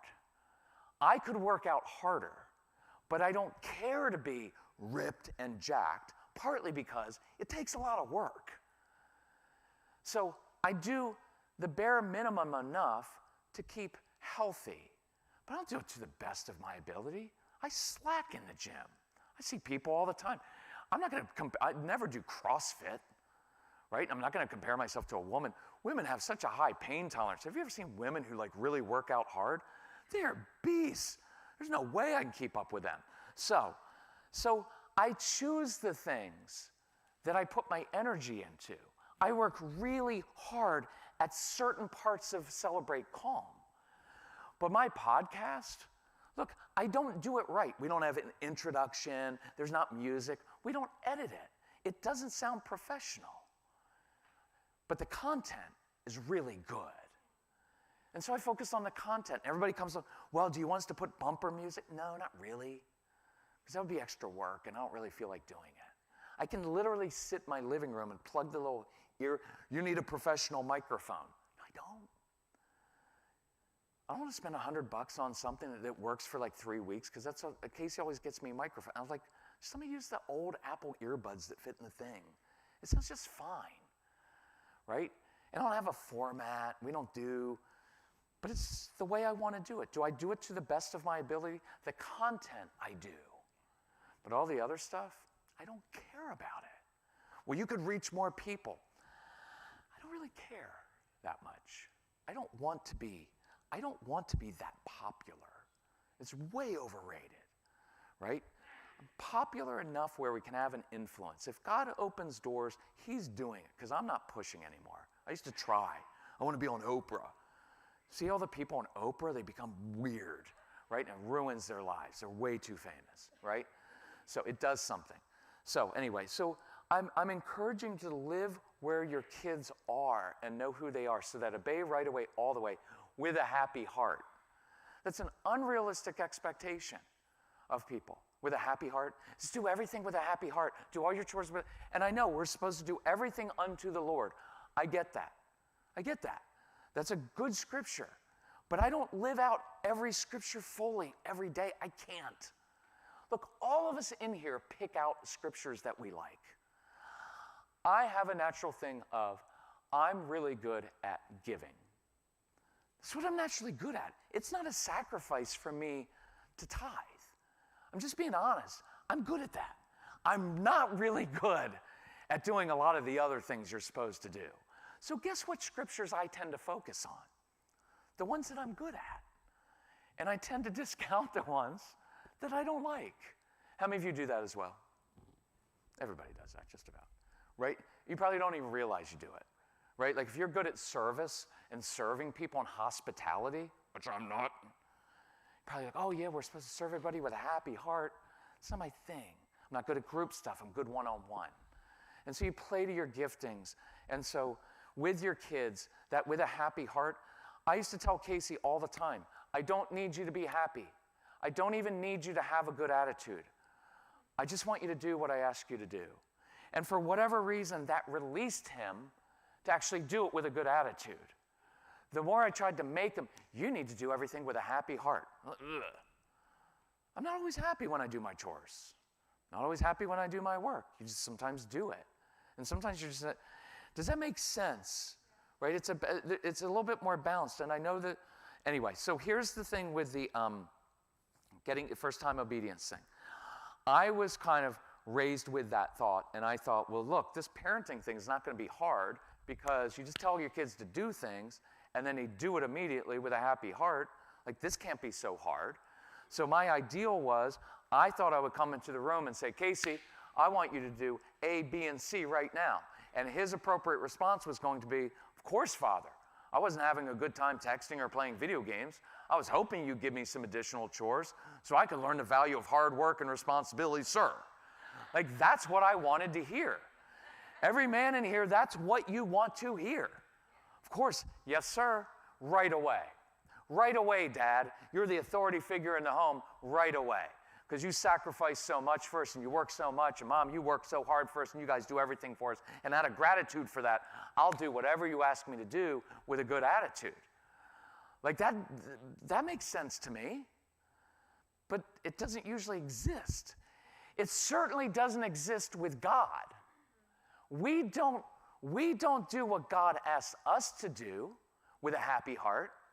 How many of you, I'm assuming that a fair number of you are conservative, how many of you are praying for Joe Biden every day? Scripture says to do that. How many of you have forgiven your political opponents? How many of you are kind and gracious to liberals? We're not. We're largely not. Because they believe differently and they hate America. That's not scriptural. We choose the ones we want. By the way, this will get me thrown out of church. Patriotism is not, Jesus didn't tell us to be patriotic. It doesn't mean we shouldn't be, but it's not, somehow as conservative Christians, we've gotten this thing of like God and country. That's authoritarianism. I've traveled to the Eastern Bloc countries. You do not mix God and patriotism. That's what the Soviet Union did. We're not a theocracy. Jesus was very clear. You love God and you love your neighbor as yourself. He didn't qualify it. Well, if they believe the same way politically. I think we've done a horrible job as conservative Christians because we're not kind and loving. Doesn't mean you have to believe like them, but we're not gracious. I see us on the forums. Go read a forum. Go read a Christian conservative forum and see if there's not more hatred sometimes there than you will see, or as much as you will see on the liberal one. It's embarrassing. Why do you think Casey has a hard time with her friends? Oh, you're a Christian? That means you're judgmental and hateful, and if people don't believe the way you do, you just judge them all day. Ugh. Often true. Is that not true? I'm not saying. So I've wanted to say that. I've apologized to the pastor, but I'm wondering where I read through Scripture and I read what Jesus says, and I don't know where all the patriotism comes from. We're lucky. We got lucky to be born in America. I'm not like proud to be an American. I got lucky to be born here. I've been to almost all, I've been to Bosnia and the Eastern Bloc countries. Those poor people, if you grew up there, these are horrible places to have grown up, and those aren't even places in squalor. They're just people whose mindset, like last 2 years ago before COVID, we went to Poland. And to have 50 years of communism, of controlling, it wasn't the economy, it was the controlling of the thoughts. Like when you go to Berlin and you see the apparatus, it was, or in the former Czech Republic, it was that in an apartment building, and everybody, there's a reason they all lived in apartment buildings, because they were all together. And then they controlled them. 1 out of every 2 people was an informant. In your family, the teachers say, hey, have you heard your parents talk badly about our leader? It was the thought thing of it. And so, anyway, for your own kids' sake, right? Because we talk all the time about, well, they're doing this, and you're like, Jesus didn't walk around saying that. The people that he got on were the people who actually believed correctly or thought correctly, the Pharisees. Their theology was correct, but their hearts were wrong. And so, anyway, so first time obedience. So let's walk through this. So what I finally came to was this. I would walk in the room and say, hey, Casey, here's the deal. It's 4 o'clock in the afternoon. I want these 3 chores done by 7 o'clock tonight. I don't care how you get them done. I don't care when you get them done, what order you get them done in, as long as they're done by 7 p.m. 3 chores. And then I would remove myself very quickly from the room. Just hang in here and I'll go through this and I'll show some scripture. Hey, 3 chores, 7 o'clock, and then I get out of there. I remove myself for 2 reasons. One is I expect pushback. I expect pushback from a strong-willed child. It's what they do, it is what I do, and I would encourage you to read through Scripture and see when God calls Moses out of a burning bush and says, Moses, lead my people, what did Moses do? Argued, pushback. Argued with God. I don't have a good speaking voice, right? I didn't attend a Covey leadership seminar. He made excuses. It wasn't just excuses, he didn't want to do it. And he pushed back, and God got angry at him. True? David. This isn't a pushback, but David is a man after God's own heart, except when he was after Bathsheba. One of the psalmists, who we love, King David, was a murderer and an adulterer. By the way, Moses was a murderer also. Jacob is a father of our faith. I still struggle with this. Why did God choose Jacob? He deceived his brother out of his birthright. That's a very strong-willed child thing to do. And yet God somehow honored that. There was something in that. It's that, I don't know if this is right, because my theology is not always that great with it. The violent take it by force. I use that as a justification sometimes. But there's something in there of like, Jacob used his cunning knowledge to steal the birthright from his good brother. God didn't strike him down for that. No, I know Jacob suffered some things for that, but he still honored it. And then with his mother, dresses him up and deceives the authority figure, and God honors him. He is the father of our faith. right? And he was disrespectful, and he did not, and all of those things. Here's the one that clinched it for me with this whole scenario. Jesus tells this parable. I think it's Matthew 21. There's a father with 2 sons, and he says, sons, go out into the vineyard, do my work. And the one son was the one that we all want. Father, of course, I love vineyard work. Vineyard work's awesome. Only he didn't go and do it. The other son, vineyard work's stupid. Refused. Only later, he changed his mind and went out into the vineyard and did his father's work. And Jesus, not me, asked which of the 2 sons was obedient to his father. It was the one who was initially resistant, because that was the Pharisees, the Gentiles. That was the whole thing of my own people are a stiff-necked people. They resist. We've done a lot of work in Orthodox Jewish schools, and all my Jewish friends are like, we are just a stiff-necked people, right? We resist. It is part of human nature for many of our kids to initially resist. And so what we call it in our curriculum is initial bluster. I ignore initial bluster, which is I come and say, hey, Lenny, you need to do X. Oh, stupid. I don't do this. I chose, you don't have to ignore that, because I knew that that was his honest expression of it. Now, I didn't ignore, you're a jerk and I hate you and I'm going to blow the house. I didn't ignore that. But the well, it's disrespectful. Moses was, everybody else was. Again, these are gray areas to me where you have to decide, and sometimes it can be like, hey, that's not working in my house. Most of the time it was like, yeah, no, I don't really want to do my stuff either. So the reason I removed myself was to give Casey space to process the disappointment and all of the stuff, because if you stand over them in that moment and then pull out, what lecture do you want to pull out? After all I do for you, I do all these things. When you're older, you're going to have a job and you're going to be asked to do things and your boss is going to do that.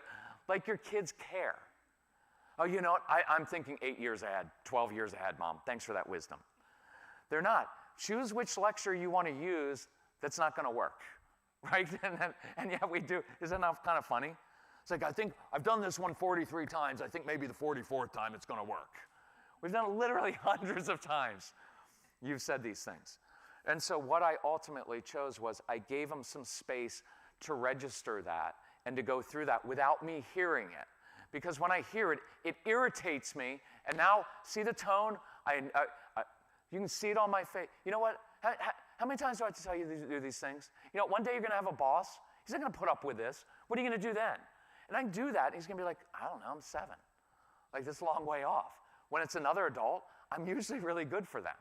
Like, if your kids were honest, they'd look and be like, Dad, I'm only resisting because it irritates you so much. And it's actually kind of funny. Your face gets red, you and Mom get in a little fight, right? I know what you're going to say. You're going to tell me about a boss, but I'm 7. I'm actually really good for my teachers. Mrs. Henderson loves me. All the other people love me. You 2 are the only ones who don't like me, right? Like, isn't that true? If they would say that, you'd be like, crap, why have you been doing this to me all these years? Well, because you're so easy. Because I just do that, because all I know is because you get too wound up in things and you look in the future and you think that I don't know how life works, but I do. That's why I'm respectful when I'm at other people's homes. That's why I do things for other people. But here, you just get so upset about it. I'm just testing you. It's partly it. And what I've determined is you're not trustworthy. Because you get upset at everything I do, and you've got so much anxiety, you think that I'm going to go out in the world and I'm going to be like that. I've shown you that I'm not. I'm just terrible for you guys, right? Like, if they could have that talk, that would actually be fun. If they could do, not fun, it would be instructive if they could do it. Mom, you know the reason I do, because I know that's your trigger. And then when you get all wound up, you talk about your childhood and all the stuff you do for us, then we never have to do what you asked us to do because it becomes all about you. And then Dad gets a little bit uncomfortable when you're upset, and you 2 have this kind of tension in the home, right? That's why when one parent takes a child out, your child's awesome. But then when the other parent comes along, it's miserable. Because when Mom's out with a kid, Mom's like, oh, well, he's a little bit different, you know, so I let him do that. And then when Dad's along, he's like, why are you letting him do that? Get down off of there. And now there's tension because Mom's like, well, honey, sometimes I'll let him do this because I'm with him all day. Why are you letting him do that? You're all soft. You're letting them get away with things. You're like, well, you're only around our kids like 3 hours a week. I'm around them like 10 hours a day. So occasionally I let them do stuff because I don't want to murder your children. If you want me to go to work and you homeschool, I think I kind of like that for a little while, right? You try to make a child do homework he doesn't want to do. Well, here's your consequence. Okay, that's fine. The consequence is preferable to doing that homework. So tell me the consequence. Waterboarding? Better than doing algebra sometimes. I'll take the water. Here, just tie me down. Right? I mean, is that not true? That's partly what's happening. So the other reason that I walk away is this. I like giving kids space to do things within my parameters. I said 3 chores, 7 o'clock, don't care how you get them done.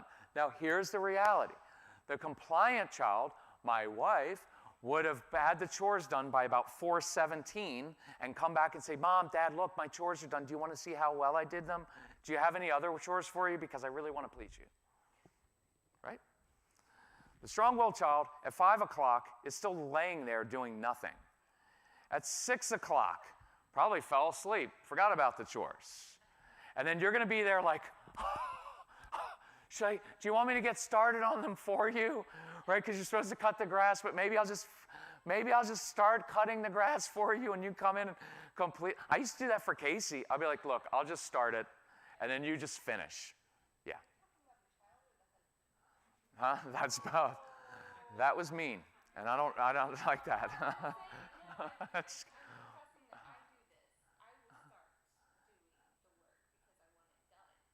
oh, because you have control issues.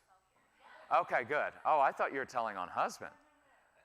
Yeah, that's your issue, right? Then that's when you have to step back. And this isn't you guys, but that is a very common thing in marriages where a mom is sometimes like, she's good at doing all this stuff, and then the dad tries to help, but the dad doesn't do it the right way. And so then there's that subtle thing. So dad's like, you know what? I'll just go to work. I'll do this stuff. You handle all that stuff because I tried to get involved with the parenting, but apparently I can't even do that the right way. Because sometimes dad will come in a little bit heavy and hard, right? And not as sensitive. And some of that is a good balance. Sometimes it's over the line, right? I don't want dads being moms and moms being dads. Now, some moms are more like dads, right? More wired like that. And sometimes dads are a little bit more sensitive. And so it mixes. But overall, I like there to be a little bit of the deeper voice thing. Hey, that's happening right now. Or that's not happening. That kind of guy thing sometimes is extremely effective in the home. I don't always want to do, I know that you're struggling with anxiety. I don't like that tone at all for anything, because it's just I like talking to kids like adults. But there's a nice balance sometimes. But yeah, that's your own, you're that people pleaser, that compliant one of like, well, I just want to get it done now. And so your choice is either just do it yourself and not be resentful. See, if you're going to do it yourself and control everything, you don't have a right to be resentful, right? Well, I just do everything. Well, it's because when you asked them to do it, you didn't like the way he did it, or the way the kids did it, or their timing. So you just jumped in and did it, and now you're resentful because they're not doing it the way you want it in your timeline. So you can't have both. Or you can say, I'm going to do these certain things because that gives me a sense of order. See, I wouldn't ask you to you just need to let go. Let go and let God. You can't do that because you got to have a little bit of stuff, right? I know, I saw that shirt. I was like, usually this is not meant to be offensive, but you know I am. I found at times, and this isn't you, but sometimes the people who are like, let go and let God are the most control freak people you can find, right? They're like, oh, let go and let God. Well, you're certainly not letting God do anything because you control everything in your home. I'm not saying you do that, but it is kind of funny if you notice that. A lot of people who are like, oh, well, God's in control. You're like, oh, that person has huge control issues. And it's like a statement of faith. I'm trying to believe that God's in control, but meanwhile, I'm controlling every single aspect of my home. Is that not true? Yeah. So Casey and I hear these all the time. I was like, oh, control freak. So that's one where maybe there are certain things that you do and that you're in control of, and you gradually to train yourself. let go of one thing.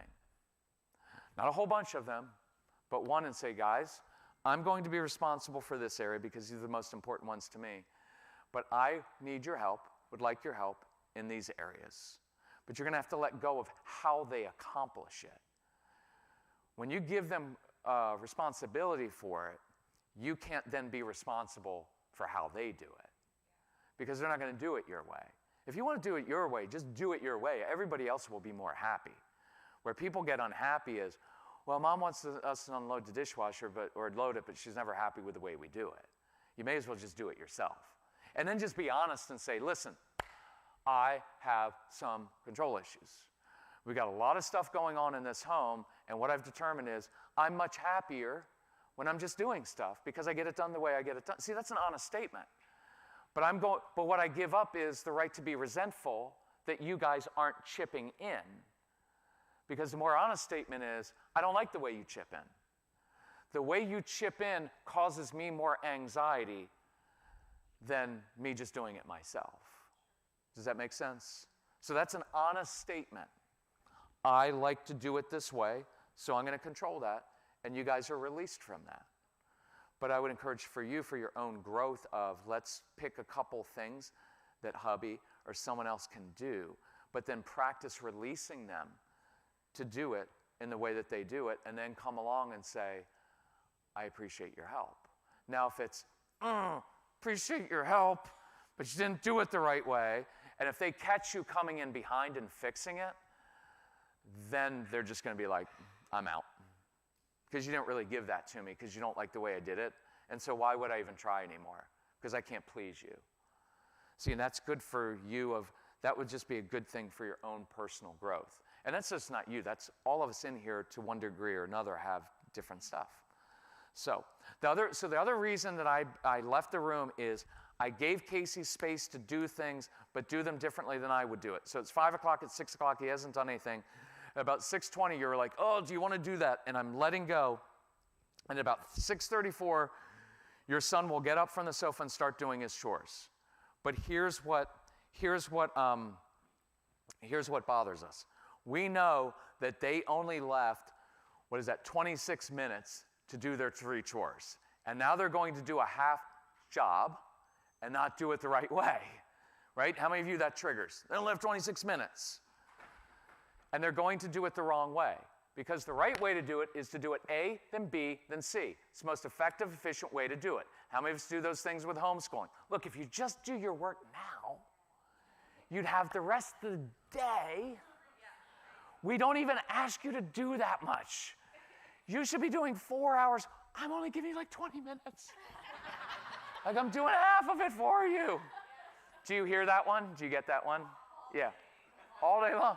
Look, if you just do it, the rest of the day is the open. Why do you have to wait? You're making everybody miserable. It's 2 o'clock. Dad's coming home. Do something, because Dad's going to ask how the homeschooling day was, and I don't want to say, we just fought all day. I did her homework for her, right? Is that not true? So, yes. Honey, right? And then Dad's like, I got so much done at the office today, right? Why don't you just do it my way? So I always joke at homeschool conventions, Dad, never ask your wife, how did the homeschooling day go? Because then she has to lie. Oh, honey, we got everything done. Our daughter was awesome. We even started on Latin. We were done by noon. Then we fed homeless people, and it was awesome, right? And it's like we haven't done schoolwork in weeks because you two just fight all the time. So that is the reality of homeschooling. That's why I don't like you talking to other homeschooling families, because they all lie, right? There's literally nobody. And you know what happens? All your kids turn out to be awesome. My son has the best social skills of anybody I know. He was homeschooled. And he has more friends, and he keeps up with them, and he's great. Old friends, young friends, everybody. And he does fine in life. There were weeks and months where we did nothing with Casey at home. But we learned life, and we went out and did stuff together, and we taught him that way. But book work, months. Because we were deprogramming partly after pulling him out of school. Because of Montessori school. He couldn't even make it in Montessori school. right? Montessori is like learn at your own pace and follow your curiosity. Except the one we picked, they were all control freaks. And when we pulled them out of school, they said, you will never be able to educate your son the way we do it. And if I weren't a Christian, and even if I was, I would have looked at him and said, hey, you know what you can do? You can go love Jesus. So anyway, and then we didn't teach him much. And I was like, I think that headmaster was right. We haven't done anything. And yet Casey turned out to be a very curious, confident kid who loves to learn. But he's still not great at math. Let me finish the story, and then we'll take a break. We've gone on too long. So you want A, B, and C, but they're probably going to do C first. Why? Because they're irritating, and they don't want to do it your way. And then they're going to do B. But B is sweeping the floor, but they're going to put the broom behind their back and between their legs and go backwards. And it's going to be irritating because you're not doing the broom the right way. And then instead of doing A, they're going to do Z. Z wasn't even on your list, right? How many of your kids do that? I really mean this. So here's what happens. They're walking by the bathroom and they think, be interesting to take the toilet apart, not put it back together. Because some of your kids like to tinker with things. And I will tell you, and I mean this, doing Z, that act of taking that toilet apart, putting it back together, was probably the most important thing they did the entire day. Because they followed the curiosity that God put in their hearts. They didn't get their chores done, but they learned something in taking that toilet apart. People who do Z do cool things like invent iPhones, right? Compliant people, you never do anything interesting in life, but you make sure these ship on time. And that's really important too. So I'm kidding, that's a joke. But it's largely true. It's true. You're going to run the factory. I'm not running a factory. Because I'd be like, if you feel like doing it, just do it. I'm going to come up with the idea and the marketing for the iPhone. I'm not going to invent it. One of your kids is going to invent this thing. I can do the marketing, and you're going to run the factory. Right? And then your daughter is going to do the accounting. Because she's going to keep the books really. You don't want me keeping your books, because I'm creative. You want someone like your daughter doing that. So by the way, that's a great idea to get her doing that. So finally, at 6:59 and 59 seconds, he does A. And the appropriate response to the strong-willed child is, nice job doing your chores. But they're not going to do it the right way or the way that the compliant child did it. And that's something, we're going to take a break, that's something I would leave for you to wrestle with. Is that okay in your home? And you get to determine that. And I just look at the fruit of some of these things, and you're going to have to take the long-term view of, do these chores really matter? And would it be better for him to be, or her, to be spending time taking things apart? And there's the mom last night who has a child who's running an Etsy business. Oh, remember the mom in the back row? I'm not revealing anything. With the 15-year-old that won't do anything? Daughter's running like an Etsy business, making money internationally. I'm like, why even homeschool? Just let her run the business now. And I'm not joking that much. You know how much in running your Etsy business you can figure in math and writing and reading and all these different things? And these kids do better when it's practical. I was playing tennis with a kid, he's 33, so I'm old, so that's a kid, last week. And he was homeschooled. He didn't look like a homeschooler, because homeschoolers have a certain look sometimes. And not in a bad way, but there's a maturity thing there. There's a connection with adults. That's homeschool kids can really talk to adults. Like the kids out there, one that just came in, like they're just really good with adults. And he said they had to drop out of school because he didn't learn the right way, because he learned it with context and practical application. And so I encourage you to do that. Anyway, let's take a break, get up and move a little bit. When we get back, we'll just do some Q&A stuff and anything you want to talk about, and we'll just go from there. But go ahead and take a little break, and they've got nice snacks, healthy ones, unhealthy ones.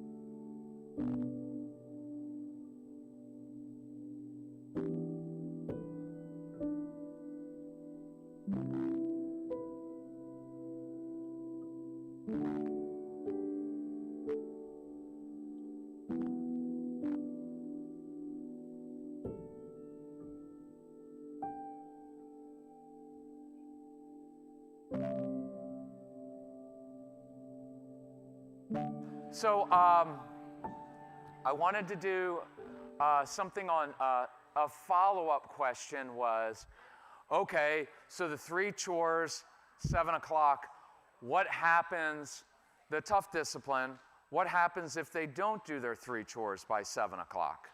So it's what we mentioned a little bit last night, which is I am perfectly fine, it doesn't matter what I'm fine with, but declaring martial law, hard discipline, hard consequences. I don't do a ton of consequences in the sense that I don't like falling into, well, if you don't do that, this is what happens. You're going to lose that. Because it tends to become endless, and then it loses its meaning. I prefer to give tools to kids to create successes, to give them to, when kids are struggling, making things a challenge, making things a mission of some kind, making chores into a story for little kids so they're a superhero and they use their superpowers to clean this and do that, and you make it a theme and a story. So younger kids, letting them do things blindfolded. I give them tools to create the success, but at the end of the day, if they don't get it done, I like very firm discipline. Here's the difference. When I do consequences, I tend to do harsher consequences. I want it to sting. I'm not talking physically. I want it to, I was going to say leave a mark, but I want to say I want to leave a mark because these kids, it doesn't work that way physically. But I want them to know that idea of, listen, you guys had this. This is what we talked about last night. You have all week to get this done. On Saturday, we have something fun planned. If the things don't get done during the week, I will cut off electricity and we will clean and scrub the home for 4 hours. And you can whine and complain, which I expect you to do, but it's just going to happen. Let me do this example of, some of you may have heard it, rake leaves example. So Casey is 11 or 12, he's playing ice hockey, and one night I said, hey, you need to rake the leaves tonight. He's like, I don't have to, because he was kind of mouthy and he got full of himself. And so I was like, okay, I'm cool with that. I'm cool with that. Here's what we just established. In our home, we don't have to do things that the other person wants us to do. I'm good with that. So I walked away, and he was like, good, I don't have to rake leaves. Well, the next morning, I knew that he had a hockey game. And so I prepared for it because I knew what I was going to do. So I got up early, and I got my run in, and I was all ready for it. And he comes downstairs, he's like, Dad, you got to take me to the ice rink because I've got a hockey game. And I was like, well, I don't have to. Because last night we established that we don't have to do things for each other. Now, this was very calculated and purposeful on my part in this situation, not because I wanted to teach him a lesson, but I wanted to teach him a lesson. And so he started, well, that's stupid, Dad, I've got a hockey game. That was just raking leaves. And he starts getting upset. And his first thing is like, well, what if I go do it right now? I said, nope, last night is when I asked. I want it done last night. Seriously, Dad, come on. You're being unreasonable. Because that was his thing all the time. Then he'd go talk to my wife. He's being unreasonable again, right? And I hate that. Men hate that because they go to the wives like that. Mom, can you just talk to him? Mom, can you just talk to him because he's just being unreasonable? And that's when I told my wife, I was like, my suggestion is that you go do something this morning because it's about to go down in the home. Your son is going to have a big meltdown. I may as well, but I'm really going to try to stay calm in this one. And so she left the house because that was the smart thing to do. So he's stomping around the house, obviously not happy and not having a good heart. And so I would have been justified in yelling at. You know what? If you just would have done what I told you to do last night, you could say that, couldn't you? Because you're a man. That's what we would say. If you would have just done what I told you to do last night, we wouldn't be having this issue. Nothing wrong with saying that. In this case, probably be provoking. Right? Because they're never going to say, like, you know what, Dad? You're right. Like, strong words, they're never going to say, like, you're right. I should have done it last night. It's like they have to go through, and I'm not saying it's right, but he goes through, well, this is dumb. This is stupid. It's just stupid leaves, and they're going to mumble through the house. I didn't react to it because what I realized was he wasn't really angry at me. He was angry at himself because he made that choice, and he got the consequence. He knew he was getting consequence, which was missing his game. And he hated missing hockey games. I'm not advocating taking away the one thing that your child likes, Because for some of you, they need to go do that because that hour that they're out of the house is the only hour of the day that you actually enjoy. So it's good for you. No, but I don't always like taking away like scouts because it's really good for him. So this was a very specific reason for it, because I knew that I wanted him to know, when I tell you something, I mean it. And that's the tone. There's not a hectoring. There's not a teaching. I'm just letting you know, when I tell you this, this is what I mean. And so I'm not doing the long story of it, the long version, but it lasted for quite a few hours of him stomping through the house. This is dumb. This is stupid, slamming the doors. And I didn't react. Finally, he came downstairs and said, fine, I'll go, because he had a game. He had 2 games that weekend. And he said, and I was like, look, you already missed one. If you go rake the leaves, you won't miss the second one. Fine, I'll go rake your stupid leaves. Because they're not humbled that easily, right? They're not like, Dad, I learned my lesson. They just don't. So he goes out, and there's a funny part to the story where it wasn't funny. It was a brutally difficult day. I had, over time, fashioned this relationship with Casey from when I used to yell at him and we weren't close to where we were very close. So when I would say no to him and disappoint him, it was hard because because there's a divide between you, right? There's a divide. And for some of us, it's very, very hard. You don't want that divide. And so you tend to give in a little bit because I'm uncomfortable with the silence. Casey and I had a lot of moments where he was processing. I remember there's a story, I'm not going to do the story, but we were at a Taco Bell drive-thru. This was before we started eating a little bit more healthy. Although I tell myself that the Taco Bell uses organic grass-fed meat. Because then it makes it feel better. But we were in there, and I remember saying no to him over something he wanted to do with his friends, and there's like an icy cold silence. And in those cases, you have to get comfortable with that. My son's mad at me, and that's okay.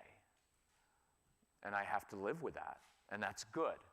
And if I just live with it and am patient and let him process that, we'll eventually figure it out. But you have to live in that. So that day, it was, fine, I'm going to go rake your stupid leaves. And so he goes and he grabs the rake, and I look outside, and he's not really raking my leaves up, he's raking my whole lawn up, because he's pulling the grass up, right? And so now I'm like, you're not even raking the leaves, you're ruining my lawn. And so my instinct, and this is important to me, my instinct and what I felt like doing and wanted to do and would have been justified doing is, you know what? I asked you to do one simple, now this would have been laced with a few F words probably, even though I love Jesus, right? I asked you to do one simple freaking thing and you couldn't even do it. And you know what? Everything's not about you. You know why you missed your game? Because of your stupid choice. And now you put us through all of this because you can't even rake some stupid leaves, and now you're ruining my lawn. Like, that's natural to me. That would be justified. You wouldn't be wrong in saying that. But the fruit of it doesn't usually bear out, right? Does that make sense? So there's nothing wrong with that. That would have been a perfectly honest thing to say. But you're dealing with a kid who's probably very defensive, and it feels like he messes up all the time. And then it drives that thing deep down inside of them that just says, you know what? F you. Right? And there's a thing of like, you know what? You do that to me long enough, there's a point of no return. And what I've seen with boys who have dads who get too much like that is they will begin to self-destruct, and they'll make really bad choices on purpose. You know what? You think I'm a loser? Guess what? Now I'm a loser. Happy? Right? You've seen people do that, right? And I'm working with this couple with a phone consultation, and the dad didn't have a good father, and he's like, well, that doesn't affect me today. I was like, yes, okay, now you're being a guy living in denial, right? Like, it's very clear that you work way too hard because you're still trying to please your father that you could never please, right? Like, it's not a bad thing. You're not evil for that. This is what we all do.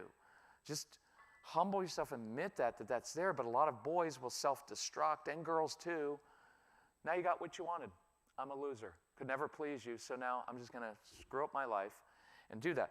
So, again, there's a difference between what is justified and what is actually helpful or works and builds a relationship. Because my goal isn't outward behavior, it's to change the heart. And I believe this fully, that it's relationships that change behavior. It's why with public policy, we're conservative, so we're like law and order. Well, if law and order always worked, we wouldn't have all these problems. There's a relationship component.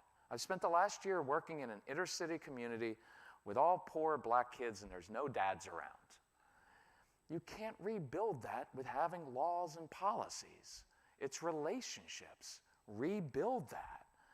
And so it's still in your home. It's the relationship and the trust. So after a while of watching, I got my own rake, and I went outside, and so now we're both raking. And there's all this tension because my son's ruining my lawn, and I'm angry at him, and he's angry at me for all this other stuff and whatever, and missing the hockey game.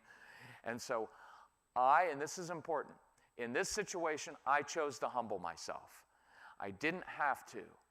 I chose to humble myself, because if we're honest with us, that is why we have faith and we follow God, is because he first humbled himself. Look, if God was a modern day parent, he would have said, look, I created this world. I told you how it worked. You screwed up. And so you get the consequences. So deal with it. Right? I encourage you to think about that, especially as a Christian and as a conservative. Like, we're very law and order. If God had done that to us, we'd have been dust. He humbled himself, sent his son, right, to do that. So I humbled myself and I said, hey, Case, remember when you were a little kid, we used to rake up the leaves and jump in the pile? Because I was hoping that my softening would result in him saying, Daddy, I miss those times. Instead, he turned his back on me. Well, you don't turn your back on your father. All the men in here get a visceral response to that. You're not going to turn your back on your other F word, father, right? You don't do that. It's blatant disrespect, blatant. And I had my image, that scene from Home Alone, the first one, the good one, where at the end of the movie, Macaulay Culkin runs through the basement where the wet bandit had flooded it, comes up the stairs, and the bandits catch him, and they put him up on that hook, the coat hook, and they're about to bite his fingers off, and the scary next-door neighbor, the old guy with the beard, came, and with a shovel, boom, right on Joe Pesci's head. That's what I wanted to do my son right there. I thought if I just crack him over the head with the rake just right, one swoop, he will be dead in the grass. I'll put him in a little wood chipper. Nobody will miss my son. So I had murder in my heart for my son. And how many of you occasionally have that, right? We have that all the time. Casey and I, that's our running thing, is like, Dad, because we like to justify, like, well, I didn't do anything. And Casey would be like, I had murder in my heart today when I was driving behind a Subaru. And I was like, share that. So anyway, look, someone said reasonable. Yes. Just think how many times you get triggered. Watch how many times you get triggered by someone's bumper sticker that's the opposite of your beliefs. And instantly what happens in your heart? A judgment against another human being because a bumper sticker signifies, oh, they're that. Is that not true? That's wrong. I do it every day. We're about to drive 16 hours to Texas. We're going to see all those bumper stickers, and it's like, Jesus wants me to love those people, right? And my first thing is like, oh, super lib. They probably want to do this, probably hate America. And then you meet the people and like, they just believe differently than I do. That's what I learned in this black community. I thought I knew exactly what they believed. And then I went out and down and talked to them, and I'm like, wait, you don't believe that? And they're like, no.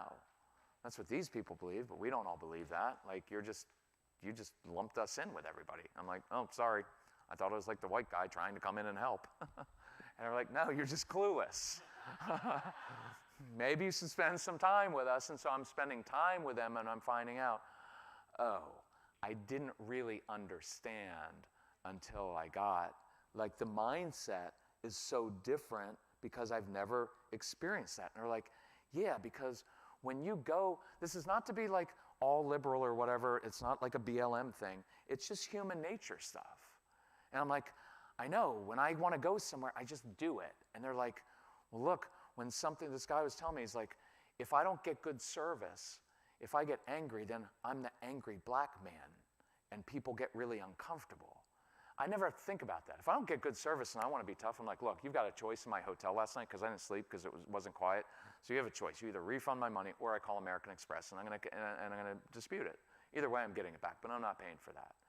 Nobody gets upset when I do that. But he's like, if I'm there, and he said, it's really interesting. And I'm like, oh, I hadn't thought. And they give me all these situations, and I'm like, oh, pretty much everywhere I go, I'm comfortable because it's usually me.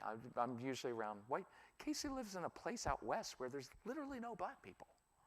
And they're like, oh, we need to be tolerant. They're like, you don't live with any black people. Like, you can't, like, it's easy to be that way when you don't live with any. Like, they're not even allowed in your state in Idaho. So, I'm just kidding, but not really, but go ahead. So, it just, the more you meet people and you go into their situation, I don't agree with them politically, but I start to understand, okay, so that's why, okay, now I can at least understand why you would have that train of thought, because that's been your experience since you were a kid. My experience is very different from yours, and so we interpret things differently. I don't know how I got on that, and I apologize for it. But anyway, hopefully someone finds it helpful at some point. So where was I in my story? Raking leaves wanted to murder my son. There we go. So I'll count how many people we want to murder while we're driving to Texas later today, and then I'll apologize for it. So I keep raking, and then I finally put down my rake. I jump in the leaves. Well, now I feel like an idiot because now I'm laying in the leaves, and they're all wet, and I don't like that because it's uncomfortable because I have sensory issues like your kids do, which is why I wear the same shirt 2 days in a row. I'm probably going to look at the lady just back there, probably. Yeah. I didn't sweat that much last night. You can deal with it. You don't have to spend a day with me today. I'm going to take it off right afterwards. So, and I'm probably going to wear this Monday and Tuesday, but we have a washing machine in Texas, so it's going to be okay. So, I asked Casey, I said, is it okay if I wear that same shirt? Because we got a long drive, and I hate button-down shirts. And anyway, so he's like, fine, Dad, but the moms are probably going to judge you because they're going to notice. The guys are going to be like, I probably wore the same underwear for the last 3 days. So, because you wear the comfortable ones. The average man keeps underwear for 7 years. Yeah, that was statistic. So that's why you don't invest in Hanes brands, because you're not going to sell to men very often. How many of the guys in here have had the same shirt for literally years, wearing the same thing? Good men. You're all good men. Thank you. Who wants to go shopping for clothes? That's a nice shirt. It's got a collar on it. It's good color. Looks nice on you. It's comfortable. Why would you get a new one? I think you look fine. Yeah. Whatever. She's been like, I've been looking at that shirt literally for decades.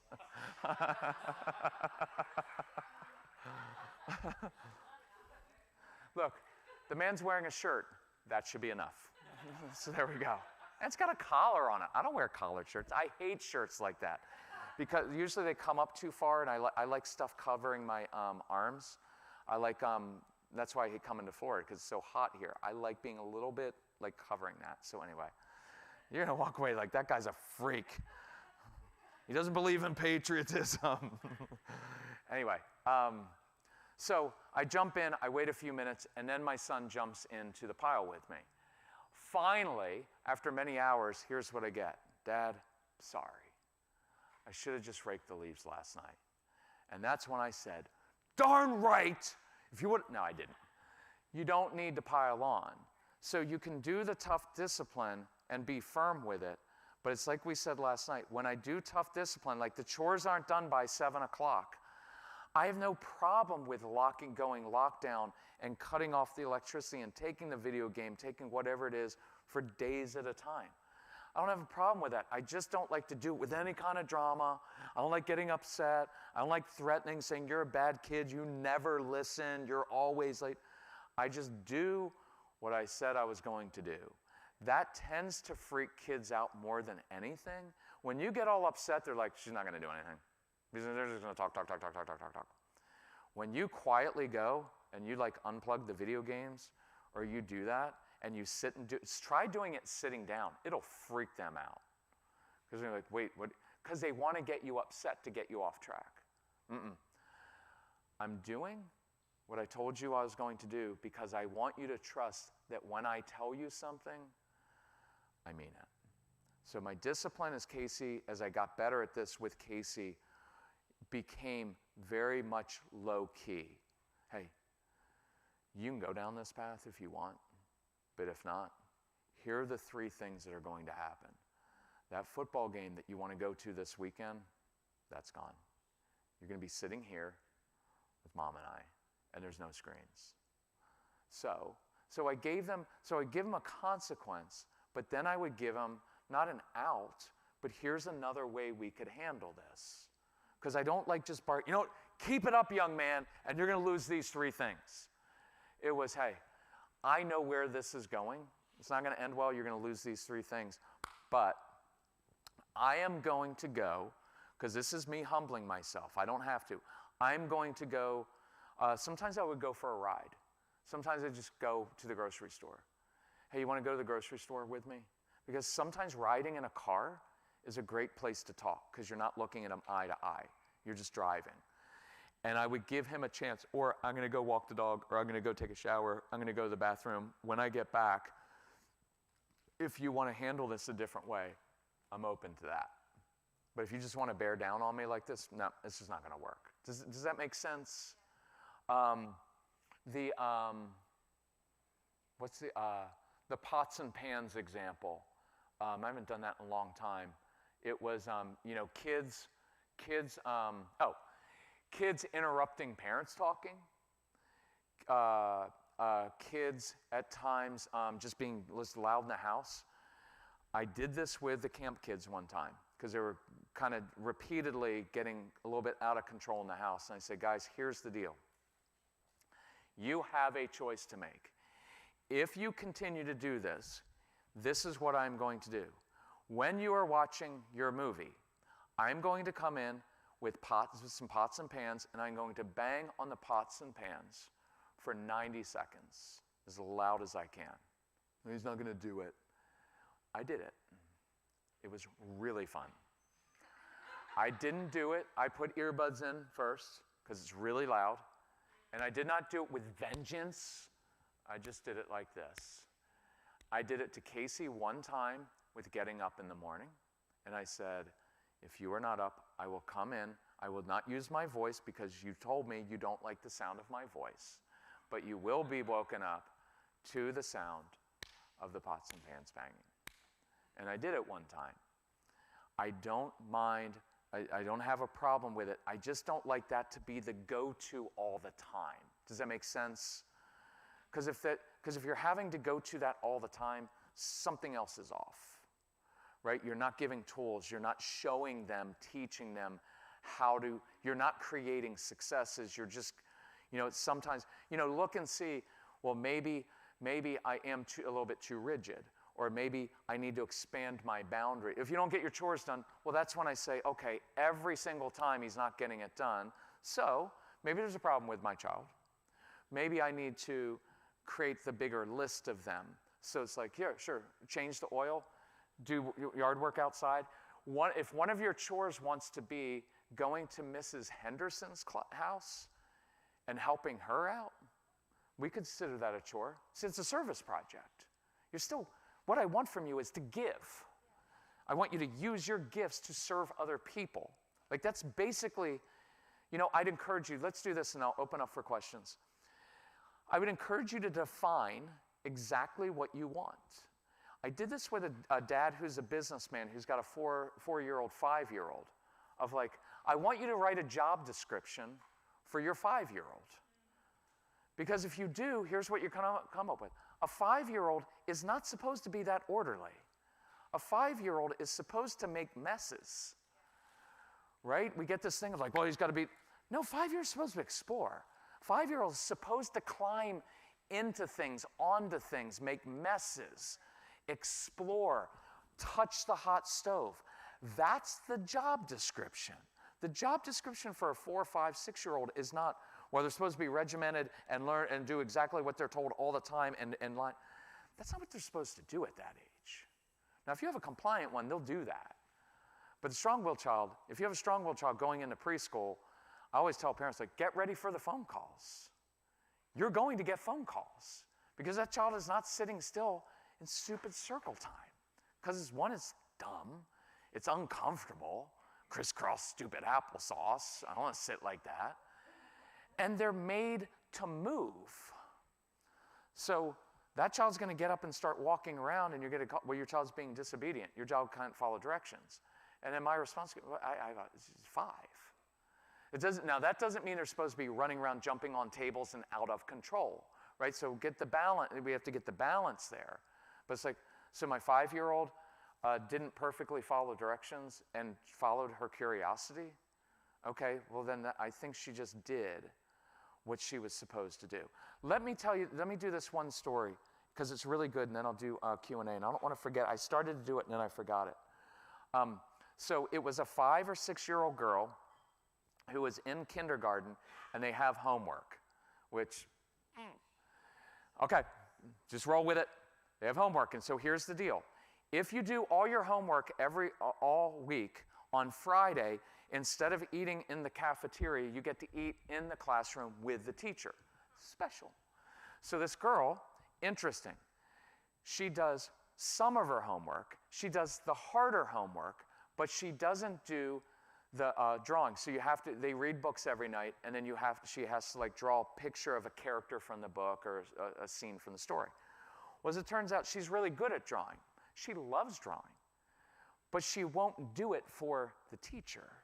So every week, come Friday, she doesn't get to stay in the classroom because she didn't do all of her homework. And so this is a hard question. So the mom was like, well, should I manage her so we get it all done? Do I make her? Do I, come on, honey, we got to do this, we got to do this. And in that case, what my instinct or gut told me is, no, she's making her choice. She obviously doesn't care enough about eating with the teacher to give up the free. You know why she doesn't want to draw for the teacher? Because it's very much self-expression. People who write, who draw, I want to do it because I'm creative. I don't want to be told, okay, we're going to be creative. Draw what I tell you to draw from the exact angle and perspective. That's not creativity. And that's why your kids who can be brilliantly creative, if they go out to regular school, would get A's in some classes, in art class they get C's. Why? Well, because they want to draw from a different perspective, right? They're not going to follow directions. And so this little girl has chosen, I don't want to arbitrarily draw for the teacher for this thing, so I'm willing to take the consequence of not eating in. And so we as parents, the mom was like, I know, but I think she'd really like that. I'm like, well, she really liked that. She would have done it. Why not honor and respect her and say, look, this girl is doing what we all say what we want. She is owning her consequence. I don't want it. It's the mom wanted her to have the privilege. The other part of this is, so she's different. All the other kids are with the classroom. Some of our kids, they're not joiners. They don't want to fit in. I don't want to do what everybody else does. Isn't that what we say we want all the time? But when our kids do it, we get uncomfortable. Honey, you got to feel it. Just do what the teacher said. Look, I'll start the drawing for you. We'll get it done, and then you get to sit with the teacher, and it'll be good. And I was like, why don't you just respect your daughter? She's making her choice, and that's a good thing, and celebrate it. I like that you do that. I admire you for doing that. You choose not to do this, and you know what the consequence is? Good. If you will do that for the rest of your life, you will be successful and happy and have good relationships, rather than giving in and doing everything just to get the thing that you don't really care about. Does that make sense? It's just the strong-willed child. It's kind of what they're going to do. Things that we haven't gotten to, things that I didn't address, things you didn't agree with. Just don't do political ones. Although I will argue with you. I'll take the exact opposite thing. If I go speak at a liberal church tomorrow or a liberal community, I will go hardcore conservative. I will go in and wear my Trump shirt, right? Because I want to irritate them. Because I like to push because it causes us to grow, right? And we do. That's what people don't get is they don't know. Like people on the podcast will be like, oh, because we'll go to a homeschool convention next week. We'll go to Arlington, Virginia, which is very, very, very, very liberal. And I like speaking there because I like to be pushed by them. And I like to tweak them just a little bit. So, things we didn't get to. Oh, I have one more thing. Can I do one more thing? As kids get older, I would write down these two words, mission and mentor. Kids in the teenage years often get, they are adrift. And if they are a strong-willed child who has never really fit in, because look what we tell our kids. Your job as a child to have good grades and good behavior. And so the compliant kids and the good kids, life is sweet as a kid. I go to school every day. I do what my teacher says. I get A's. Everybody says, you're such a good student. You're so good. I love that.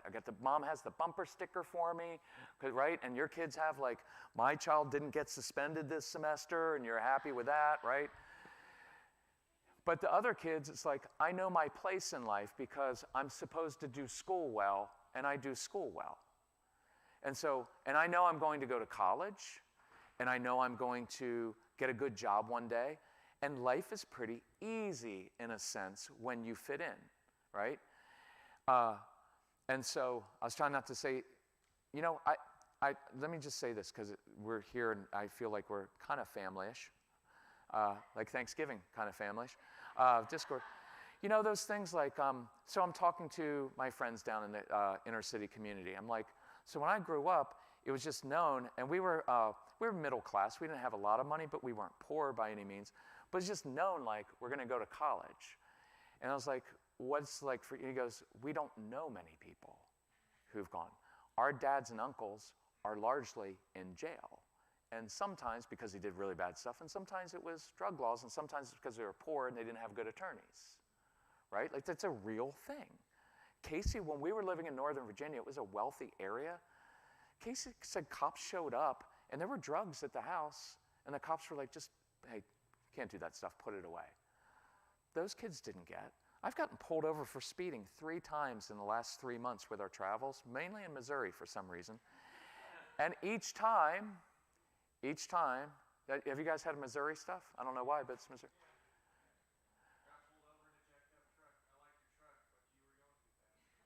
They're very polite. Like, they were nice. He was like, I don't know if you know how fast you were going. I said, I knew exactly how fast I was going. I was trying to calculate what you were going to let me get away with. That's what I told him. And so he said, I appreciate the honesty. I got warnings 3 times. And when I talked to the people down in this community, they're like, we don't get a warning. And I was like, well, because you look like that. And they were like, I know, but this is how we look. This is what I grew up with. I didn't grow up in a white middle-class neighborhood the way you did. They don't have the mindset. So what I learned was, so when we're raising our kids, it's like, you're going to go here, and over there, that's a college. And you're going to go there, and here are the steps. And what I learned from them is, there are all these things in between there that we don't have to navigate all the time, right? It doesn't mean we have to change social policy for it. It's just an understanding of, oh, I hadn't thought about that obstacle and that one, and that, like, I'm trying to teach these kids to read. All of you in here, I guarantee from the time your kids were little, your kids sat on your lap and they had little picture books and they turned. And so what happens is there are all these little micro behaviors that your kids start to internalize. The comfort with sitting and turning a book. And you will notice when your kids are little, they don't even know how to read, but they'll turn the book and they'll make up a story. Well, I'll just say, sometimes in poorer communities or communities where there's only a mom or there isn't a good established family, these kids don't grow up doing that. So I had these kids and I would play ball with them and said, let's go read a book. And there's this little kid, his name is Carmelo. Part of the challenge of working in this inner city was learning their names. Because some of the names, and they were all cousins, like, wait, that's your uncle, but he's only 8 and you're 14? How does that work? So, but that's part of the thing, right? It's just hard. And so we sit down and we're against this wall. It's really cute because he's a cool little kid. He's really athletic. He's like a future wide receiver. He's already got attitude, right? He's already like a little diva wide receiver in the NFL. And so we're sitting and reading a book. And what I realized was he was in 4th grade and he doesn't know how to read. And nobody freaking ever noticed. They don't notice. They just skate through. And so I've got middle school kids. We're doing math, and they're like 6 plus 3, 6, 8, 9. They didn't know, they'd never seen a multiplication table. So I brought in a big one and taped it up to the wall, and we're playing these games. And it's hitting me. I'm like, This is all the stuff that we take for granted each of us in here did with our kids when they were little. And now they're in middle school and they're just learning this stuff. Like, when do you catch up? Like, how long does that take? And then you realize, like, so you talk to their parents and they're like, well, we weren't allowed in schools. And it's like, in my lifetime, they weren't allowed in certain schools, right? And so this stuff is generational. It's going to take a while to do, but it's just, we miss all this stuff. So anyway, so in our schools, what happens to the strong-willed kids is they never quite feel like they fit in, because they're very bright, but they're not always academically motivated. And so they take a different path. So the mission and mentor, I'd encourage you, find a mission that they can throw themselves into. You know, that's why a lot of churches, what churches do really, really well with middle school kids is do mission trips. Because around the age of 12, 13, 14, you have to throw yourself into something larger than yourself. Otherwise, with social media, you just get consumed with me. And so I encourage you, as your kids get older, service projects, running their own business, helping neighbors, doing things that they're really good at, getting involved in, you know, like that girl that's running the Etsy business. Start building that thing. The mission and the mentor. Find another adult who can speak into your child's life in a positive way. Because usually that person can also speak in a way that is constructive and challenge them. Does that make sense at all? I'd say if you have a teenager, I'd make that list that we talked about last night, gifts, talents, and passions. Because a lot of our kids are questioning things in our society. There's a lot of, it was much easier, I think, for us. There were things that were harder, right, because we had to actually type and do all kinds of things. But as far as socially and otherwise, we had a lot more innocence. But the kids now get bombarded with so many messages from social media and school and media that they get confused. So having having someone that can come along. I'll give you a quick example. 15-year-old kid we were working with, super into computers. So what do you want to do when you're old? I want to be a YouTuber, make millions. I was like, so do I. So in case that doesn't work out, maybe we could have a backup plan. So we asked him what he's good at. He's actually really good at computers and electronics and stuff. And we were like, who do you connect well with? Well, he has connected us really well with older people, with seniors. So we went to there's this church, and they had a seniors ministry. We had the seniors ministry come up to this kid and say, hey, listen, every Wednesday night, seniors meet.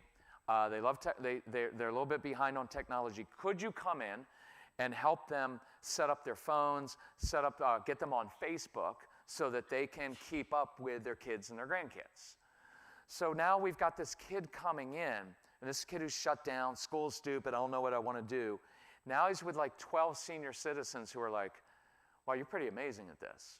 What college are you going to go to? Because you're going to go for tech, aren't you? Because you're really good at this. You can make a lot of money in that.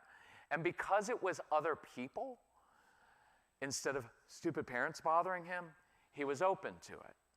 And now he's got these people mentoring, saying, listen, kid, you got to do your schoolwork. You got to stay in school. You got to do your chores. Be respectful to your parents. But it's other people and older people doing it, not mom and dad.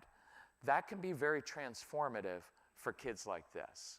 So watch your daughter with her Excel stuff. How old's your daughter, if you don't mind me asking? 8. Oh, she's only 8. Yeah. Oh, that's awesome.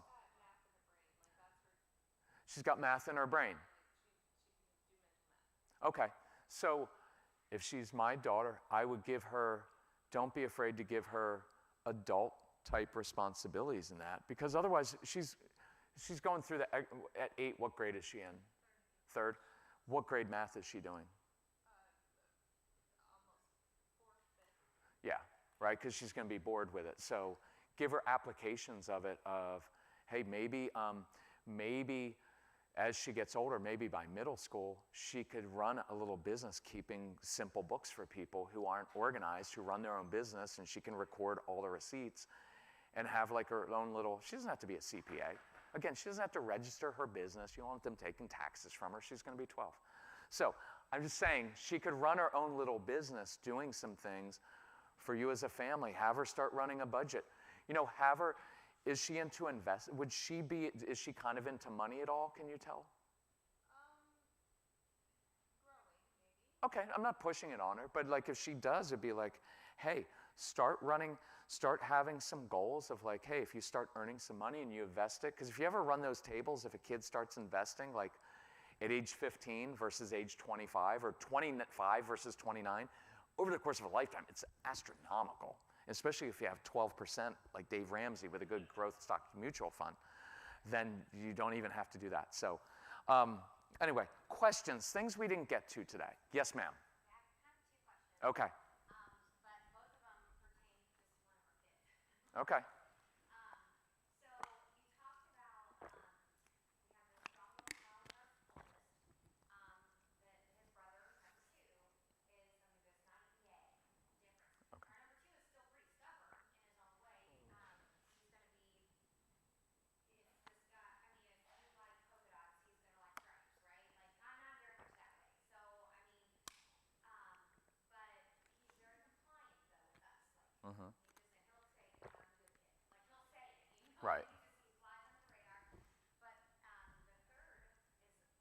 third is a girl, and she mirrors the first a lot more. So Okay. it's kind of sandwiched in between 2 very stronger personalities. Okay. Oh, let's just say louder personalities. Okay. Okay. And so I know you talk a lot about the strong-willed kid, but that compliant kid who is the sweetest thing in the world, but he does get overlooked and overshadowed by the 2 stronger ones, and I know that there is some resentment there. A lot of it is self-inflicted because we try to tell him, well, you've got to kind of stand up for yourself. I mean, you can't just continue to let the oldest one. And Right. they were like, they're only 18 months apart, 1 and 2. So yes, very manipulative. As the number 1 to the number 2 when they were little, Right. it was always, he would get his birthday present, number 2, and the number 1 would have it within 5 minutes and break. Okay. That was like every birthday, every Christmas. He wanted what the other, So, still good friends. I'm surprised, to be honest. Now that they're teenagers, they're actually they're buddies. But I know there's still some tension that they're trying to work through. Okay. From growing up like that struggle. But what do you do with the compliant kid that is sandwiched in between 2 really stronger personalities, and the number 1 and number 3, they are oil and water. Okay. It doesn't mix no matter how much you shake it. Okay. It is. So we have Okay. dynamics in our Good. And that's very normal and the way it probably should be. So a couple things. One is that it's normal and that's okay. 2, it serves each of them is served by the other. The good kid, the positive part of that, of being overshadowed, is my first thought when you said that is like, teenagers, that one's going to be sneaky. Because you're not going to expect anything and they're going to get away with stuff. Yeah, right? So that serves them well because like my oldest 2 brothers took the brunt of my dad's anger and all of his issues, and I got to hide. I still thank my oldest brother. I'm like, thank you for taking that. Now, it was brutal, and it nearly destroyed him, and still affects him to this day. But I hid behind that. I got away with a lot of stuff. In high school, I could just skip class because I had an honest-looking face and seemed sweet. And they'd be like, do you have a hall pass? Oh, no, I was going for Miss Henderson. I'm in photography club. And I was like, I wasn't in photography club. Okay, that's me. He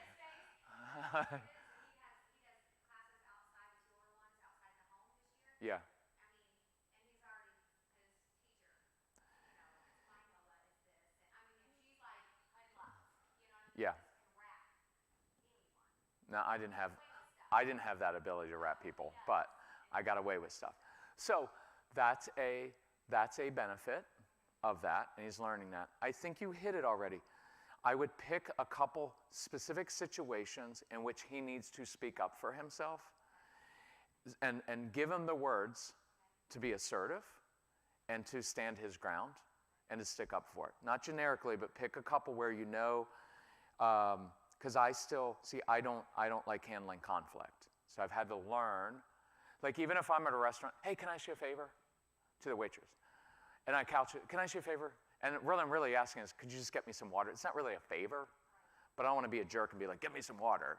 But I could just say, could I have some water, please? But I find myself saying, hey, can I ask you a favor? Because I want to upset her, and I want or him, and I want to be happy. So I'm still learning that, of being more direct. Practice it. Give him language. I wouldn't just say, oh, you need to learn how to do that. I would find a situation that you know really traps him or really bothers him, and then teach that. You could, even as they get older, you can teach both of them and talk to them like, hey, number one, you're the blah, blah, blah, blah. And number two, look, each of you has your relative strengths. Why they probably get along together is because they complement each other. And they'd probably be good working together. Like my younger brother and I worked together for a while because I'm big picture and my brother is you. He loved, like, give him a task to do. He's like, I was like, Brett, you need to think. He's like, I don't want to think. Just tell me what to do and I'll do it. Yeah. So he was perfect working for me because I would just give him a list and I was like, I don't even have to pay you a lot because I'm just telling you what to do. He's like, I don't want to think. I just want to do. And he's a task oriented.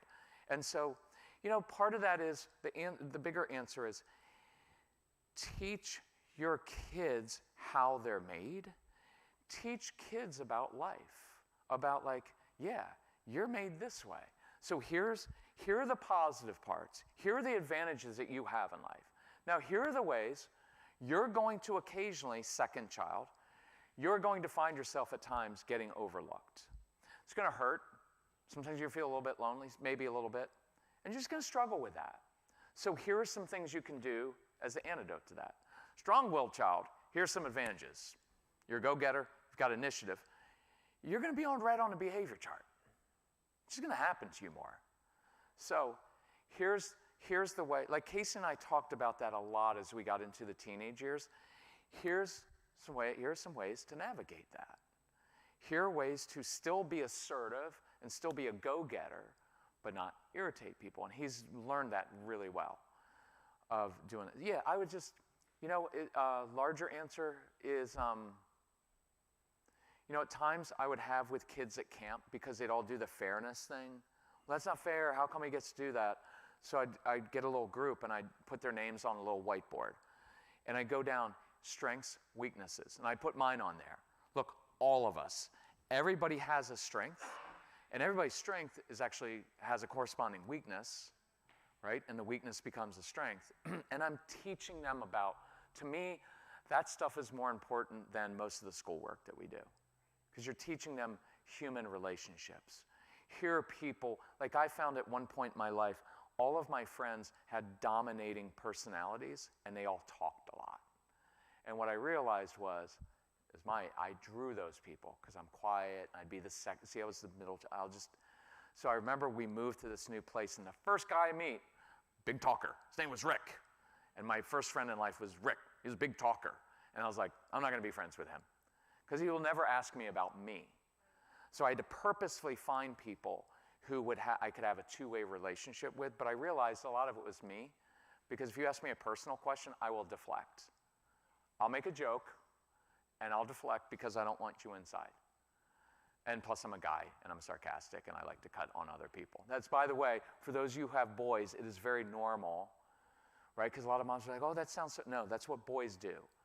The first thing I would do, like if you and I went out for an iced tea or whatever, the first thing we would do is I'd cut on you about something about your stupid shirt that you're wearing or something, because I want to see, huh?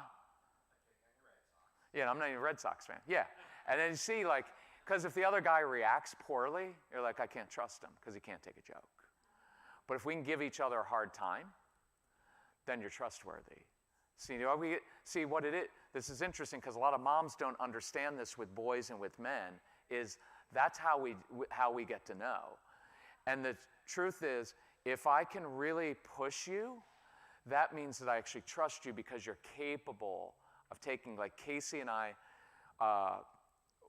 went out to visit and we were doing this hiking thing and the thing didn't work out, so two of his young friends came, 20s, early 30s, and there's this kid, Max, he's German. Well, Max and I, you know, because he's German, so I'm going to make Nazi jokes all over the place for him. And so I'm going to make him live that down. By the way, for the most part, the Germans are really, like, they've suffered for that. It was like, there's one dude and we were wrong and blah, blah, blah. But anyway, but I push him hard. And it was interesting on this last trip because there's a kid named Jay who's a little bit more sensitive. And so, you can't push Jay quite as hard. But Max, I would push him. And he didn't push back as hard as he could have on me. And you know what it was? Because I'm an older man. There was a respect there. The fact that I went after Max really hard was a respect for him because I knew he could take it. But I knew Jay was a little bit more sensitive, and I couldn't. And that's often, I don't know if that means anything to anybody, but oftentimes for boys, they're like, you're so mean. Now, there is meanness, but it's more we're getting a lay of the land of like I have a feeling like we'd go out and we'd have a good talk, and we'd cut on each other. But at the end of the day, we'd have a respect for each other, right? So, other things we didn't get to. Yes? Back to your hockey and leaf Okay. What happens when you say, okay, you're not going to this game, and they say, fine, I won't play hockey ever again, and they don't? Okay. So, good question. And that's what a lot of ours do. They could. They might just stay outside and just rake leaves, right? Good question. Okay, so let me think from a number of different angles. If it's something, I chose that day hockey because I knew that he wouldn't quit at that one. Give me a little bit more flavor on it for this reason. Let me say a couple things and I'll ask you a couple questions. A lot of our kids, and this may not be relevant, a lot of our kids, I just want to say this, will not play team sports. A lot of your kids are not good at team sports.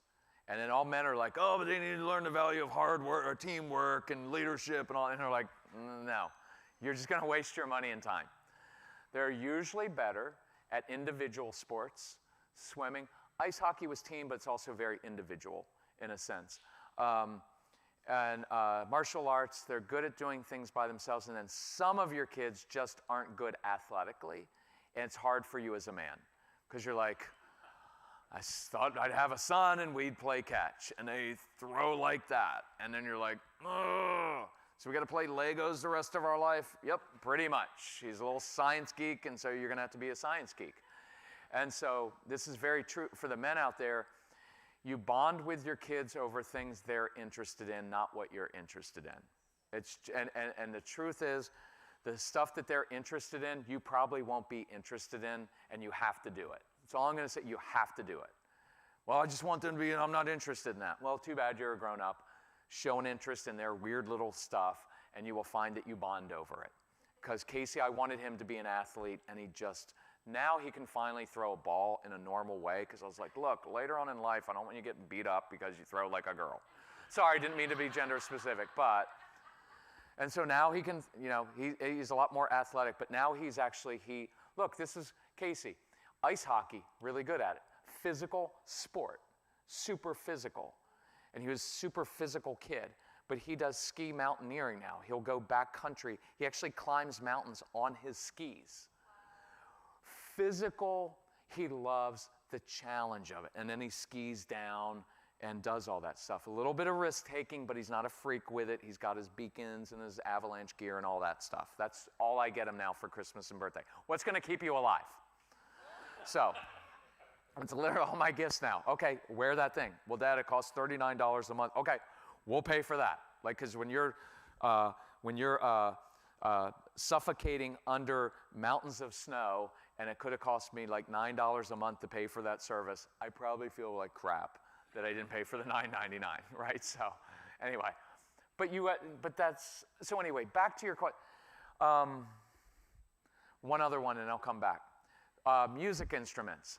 Don't spend a lot of money because they're probably going to play one for a few times and then give it up. Don't pay a lot for lessons. Just let them watch YouTube videos and they'll teach themselves how to play an instrument. It's virtually all the kids we work with. That's how they do it because they don't want to be corrected and taught by some harsh teacher. They just want to watch it and not like, hey, are you practicing? And don't expect them to practice. They're not going to practice at their sports and they're not going to practice at their musical instruments. Largely. Most of them don't. So I don't know if any of you have had that experience, but most of them do. So in that case, Give me more on that, because I'm probably not going to give a consequence for something that they probably want to give up anyway, right? So that's part of it. What if it's more of an extremism in that, Okay. you challenge me and say you're going to take my videos away. Fine, I won't play with videos ever again. Okay. Or I won't Good. do this, or I won't do that ever again, because you use it as a consequence. You say for a day. You say for a day. Okay, good. Good. Okay, yeah. You know what's even better is when they say, you know what? I'm going to give you a consequence. Because I've had that before of like, oh yeah, I'll give you a consequence. I'm not going to talk to you. And they're like, oh, what did I just get into? So that's where I would say, the consequences tend not to work. I tend to go to, try to get, so let's take this. Give me just a second to come back with a good example in this. I'll see if I can work into it. I'll give you the overall theme of it. Sometimes with these kids, when I have that extreme oppositional thing going on, I will try to connect with them over something and do it either with them or make it some kind of bonding activity. I try to take something that usually divided us and turn it into a bonding thing. And it often involves connection, and the hard part is with some kids it involves some compromise, because I want you to go and do that. And with some of your kids, sometimes what you'll find is you are going to be outside raking the leaves with them. And it's perfectly reasonable to say, not my job. I should do it. You need to do it. How many of you found with little kids, hey, pick up all your Legos, pick up your toys, and then you find yourself on your hands and knees right next to them. And you're wrestling in your brain with, well, if I don't tell them to do it, if they don't do it by themselves, how are they going to be successful one day? Because because when they're 14 and 17 and 22, I can't go and pick up their toys for them. And that tends to be what happens. So if I have extreme resistance, then I try to go with, I figure out, I make it a challenge of some kind. At times, like the example before, is I change what I ask of them. Now, that can be giving in, right? And so you're going to have to wrestle with that. Am I giving in and letting them just, am I allowing their resistance and extremism to let them get away with doing nothing, right? And so that's when I have to say, okay, so I know these things don't work so well, but they're really good at doing X, so can I give them something? Can I play to their strengths a little bit? And I'm perfectly fine with you saying, well, you're just giving in to them and letting them run it. And there's some truth to that. But on the opposite side, there's also a little bit of wisdom in that too. Of, like with Casey, there were certain things that were just, it was just too much fight. So I figured out some other things where it's like, okay, I still met the same goal. Does that make sense at all? I'm not saying it's right to do, but I'm trying to think. I've got a couple examples. I do a lot with men. I was talking to a guy the other day on the phone. Something with his, oh, this is great. So his son, in order to brush his teeth, his son will get a suction cup, put his toothbrush on the suction cup on the wall, and then move his mouth along to brush his teeth. Any of you have kids kind of like that? That's a little extreme. But I'm like, dude, your child's going to be awesome for the rest, like the last 50 years of his life, but right now, I don't know what to do. Like, what are you going to do with that? Like, that's such extreme creativity and wanting to see how things work that it's like, he's not going to do it a normal way, so he likes to see how things work. So is there where you can bond? Could you guys brush your teeth, have a contest at night? Because the kid's only 7. But even, think about it, for a kid even to think about that, I'm going to put my toothbrush on a suction cup on the wall. Yeah, you're either genius or you're going to be Ted Bundy. Or maybe both at the same time. So in that case, Well, what we talked about, I was like, let's do all the other stuff first, and on our next call, we'll get to like that level of stuff. But it was bonding over doing chores, like getting kids up in the morning to get ready for school. So I can do one of two ways, or I can do one of many ways. But one can be, hey, got to be up downstairs in the car or ready for homeschooling at 7:30. If you're not, you lose all this stuff. Perfectly reasonable. But if it hasn't worked 99 out of 100 times with that child, but it works for the compliant child because they're up at 7:15 already learning because they're awesome, right? Ruining it for the normal child who doesn't want to do their dumb homeschooling, right? With that child, it might be, hey, treasure hunt, obstacle course. I hid your breakfast out in the obstacle course. Bet you can't find it in the next 7 minutes. Now they get up because they like the obstacle course, because they have sensory issues like climbing over things, under things. It's a little bit of a challenge, right? Bet you can't brush your teeth using a mix of dirt and toothpaste. That'll probably get that kid doing it the normal way because he wants to experiment with different things mixed in with the toothpaste. And the dirt, I don't know, it's probably good. There's probably all kinds of minerals and all kinds of stuff, and the worms crawled through it. It's probably good for the child. But so I don't know if I answered your question, because I don't know if there's an answer besides I probably will change some of the metrics of what I'm going after. I'm going to step back and get to the larger picture of what are we trying to accomplish. Arbitrary job done, getting the child to be responsible. And so sometimes arbitrary jobs come with life, but at that certain age and development, I might go with what I'm looking for is I want to build a child's confidence, and I want to use a lot of their gifts, talents, and passions and create successes. And at that period in life, that's just what we're going to do. And as they get older, they get more things done, right? I don't know if that answered. It's just some of these things are really, really hard. But here's one thing I do know, and then I'll come to the guy with the old shirt.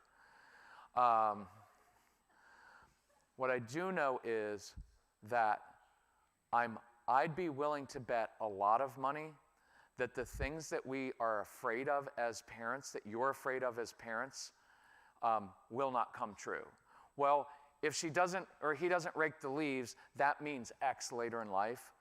I don't believe that that usually happens, because usually you're growing up in a home where there's a DNA in your home.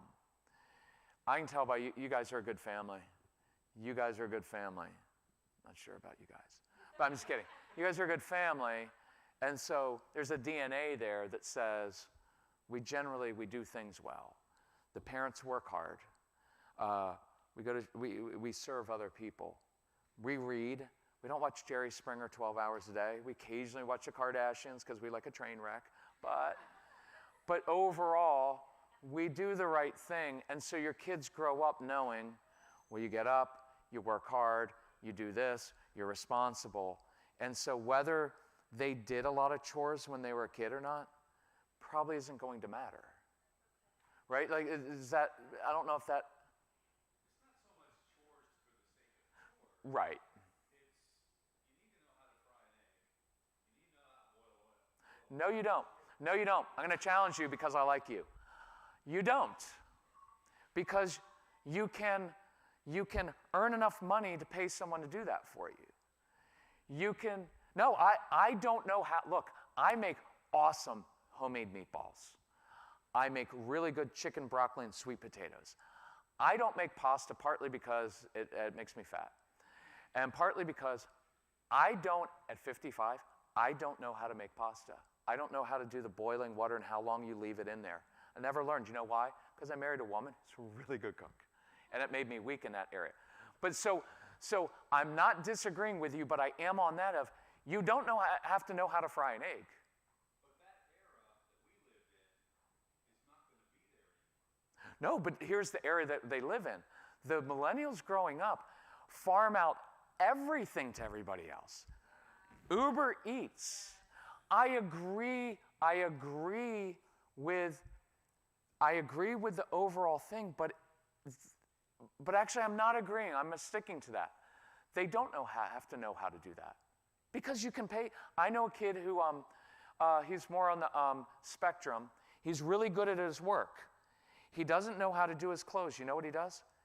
He takes them to the launder and he picks them up. And so what he's determined is, if I focus on my work, I make so much money. I can pay someone to do that, and I can have someone clean my house, and I can just eat out, or I can get frozen dinners. So I'm not saying it's optimal or good, but what I'm saying is, I don't know how to fry an egg because I eat them scrambled. But I don't need to know how, but you said, well, then you need to learn how to fry an egg, young lady. Because, right, I mean, I don't know how to hard boil. I don't know how to do a lot of things in life. I know how to work hard, right? Like, so, anyway, I'll leave it at that of, yeah, that's the wrestling part, right? Where you're like, oh, doesn't he need to learn this? And some things you're like, I'd like him to, but he doesn't really have to. Casey's learned a lot of things since he's lived on his own, because now he's in that position, and he's like, he owns his own house now. He's learning. I have no handyman. He's doing handyman stuff. Did I teach him? No, because my dad didn't teach me. I can hit a three-pointer. It doesn't do you a lot of good. I wish my dad had taught me how to be handy, but he didn't. Casey wishes I had taught him, but he wasn't good at handy or sports, whatever. But he can climb a mountain on skis and not die, right? And okay. I'm going to have my wife go, but I wanted to talk about the egg. Okay. Go ahead, talk about the egg. I want to hear it. Well, so as I'm listening, this is a really good session, and I'm really glad that Regis has been able to put this together and out here. Thank you. Thank you. Pastor back there, so we don't belong. But as I'm listening to what you're talking about, I agree with most of this, but I'm having a hard time wrestling in my mind as I'm thinking about, well, the egg was a great thing that was brought up, because as I was listening to us work that out, I hear that we're kind of moving in towards a service-oriented direction where it's okay to not know how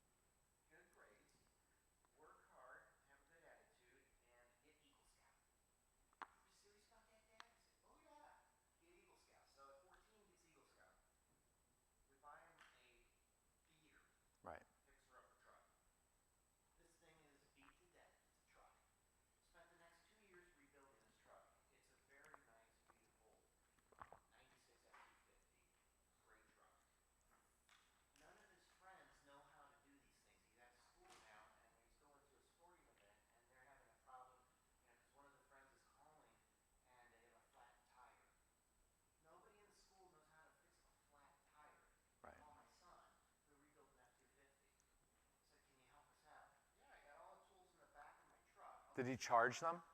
No, he didn't. Charge them. It was Charge them. That's where I'm like. So But the point I'm making, and this is probably a long way around, is the fried egg. As I feel like that, as we let more of the automation and technology serving us, as we just sit back and let these things happen, like the movie Wall-E, where I'm just going to have to just sit in a chair and everything's just going to come to me and I don't have to sweat anymore. I don't have to get dirty. I'm just not okay with that. Someone has to stand on the watchtower and stay on the watch. Right. And so in order to have people on the watchtower stay on the watch, they got to follow rules.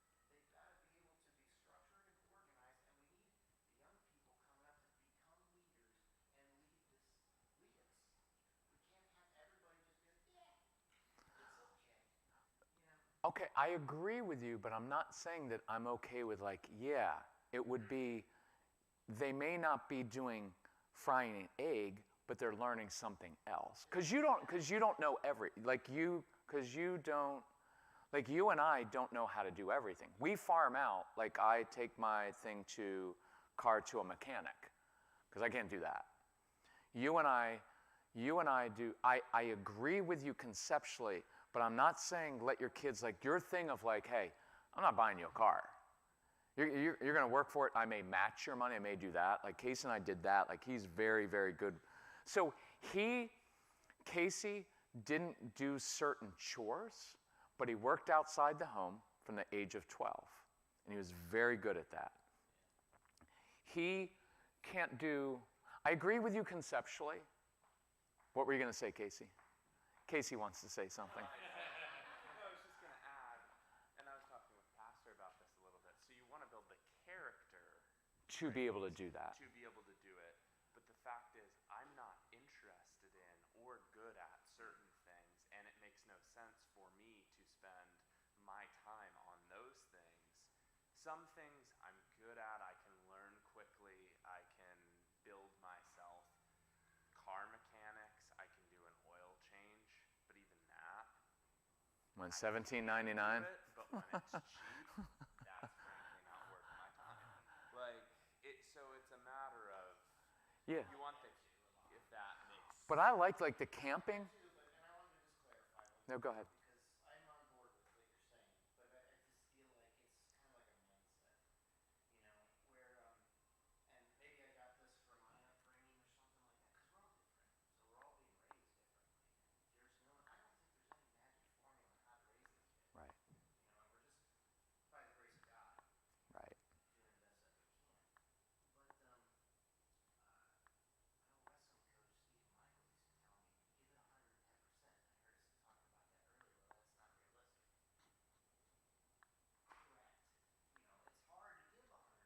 realistic. Correct. It's hard to give 110% because after you give 100%, you're tired. And you want to get that drink and you want to sit and relax and you're sweaty. But he wouldn't let us get the drink and he made us do 10 more percent. Right. And some kids, it was not very good. But for some, it got into them and dug in deeper than what they would have normally been able to get pulled out of them. Right. Because wiser, older men, women were able to push us, in those directions where, I just feel like we're moving in a direction where, it's uncomfortable, so we don't do it. I agree. I would clarify and say, I want to give 110% to the things that are important, but I don't give 110% to the things that aren't. I don't do 110% with everything in my life. I tend to do, and this is a specialization, this is the way Casey and I are wired, we tend to give 170% to a few things, one that are natural giftings that we're really good at. We're big fans of David Goggins. If you hear his things, it's vulgar, but he is the guy that will do, how many pull-ups does he do? Too many. But anyway, so I agree with you. I think that's, agree. The strong-willed child thing tends to be more, for me, is more specialized. And they are, the good thing is they're leaders. They just don't always lead the right way, if that makes sense. Yes. Yes and yes. Go ahead. Firstly, my goal setting is very simple. Okay. And what part of the Oh, yes. My goal setting for my children is A, be able to fend for yourself, Good. and B, know Jesus Christ. Okay. As far as their career, that's their choice. If it takes them a while to figure it out, I'm okay with that. If they live with me during that time, I'm okay with that. Okay.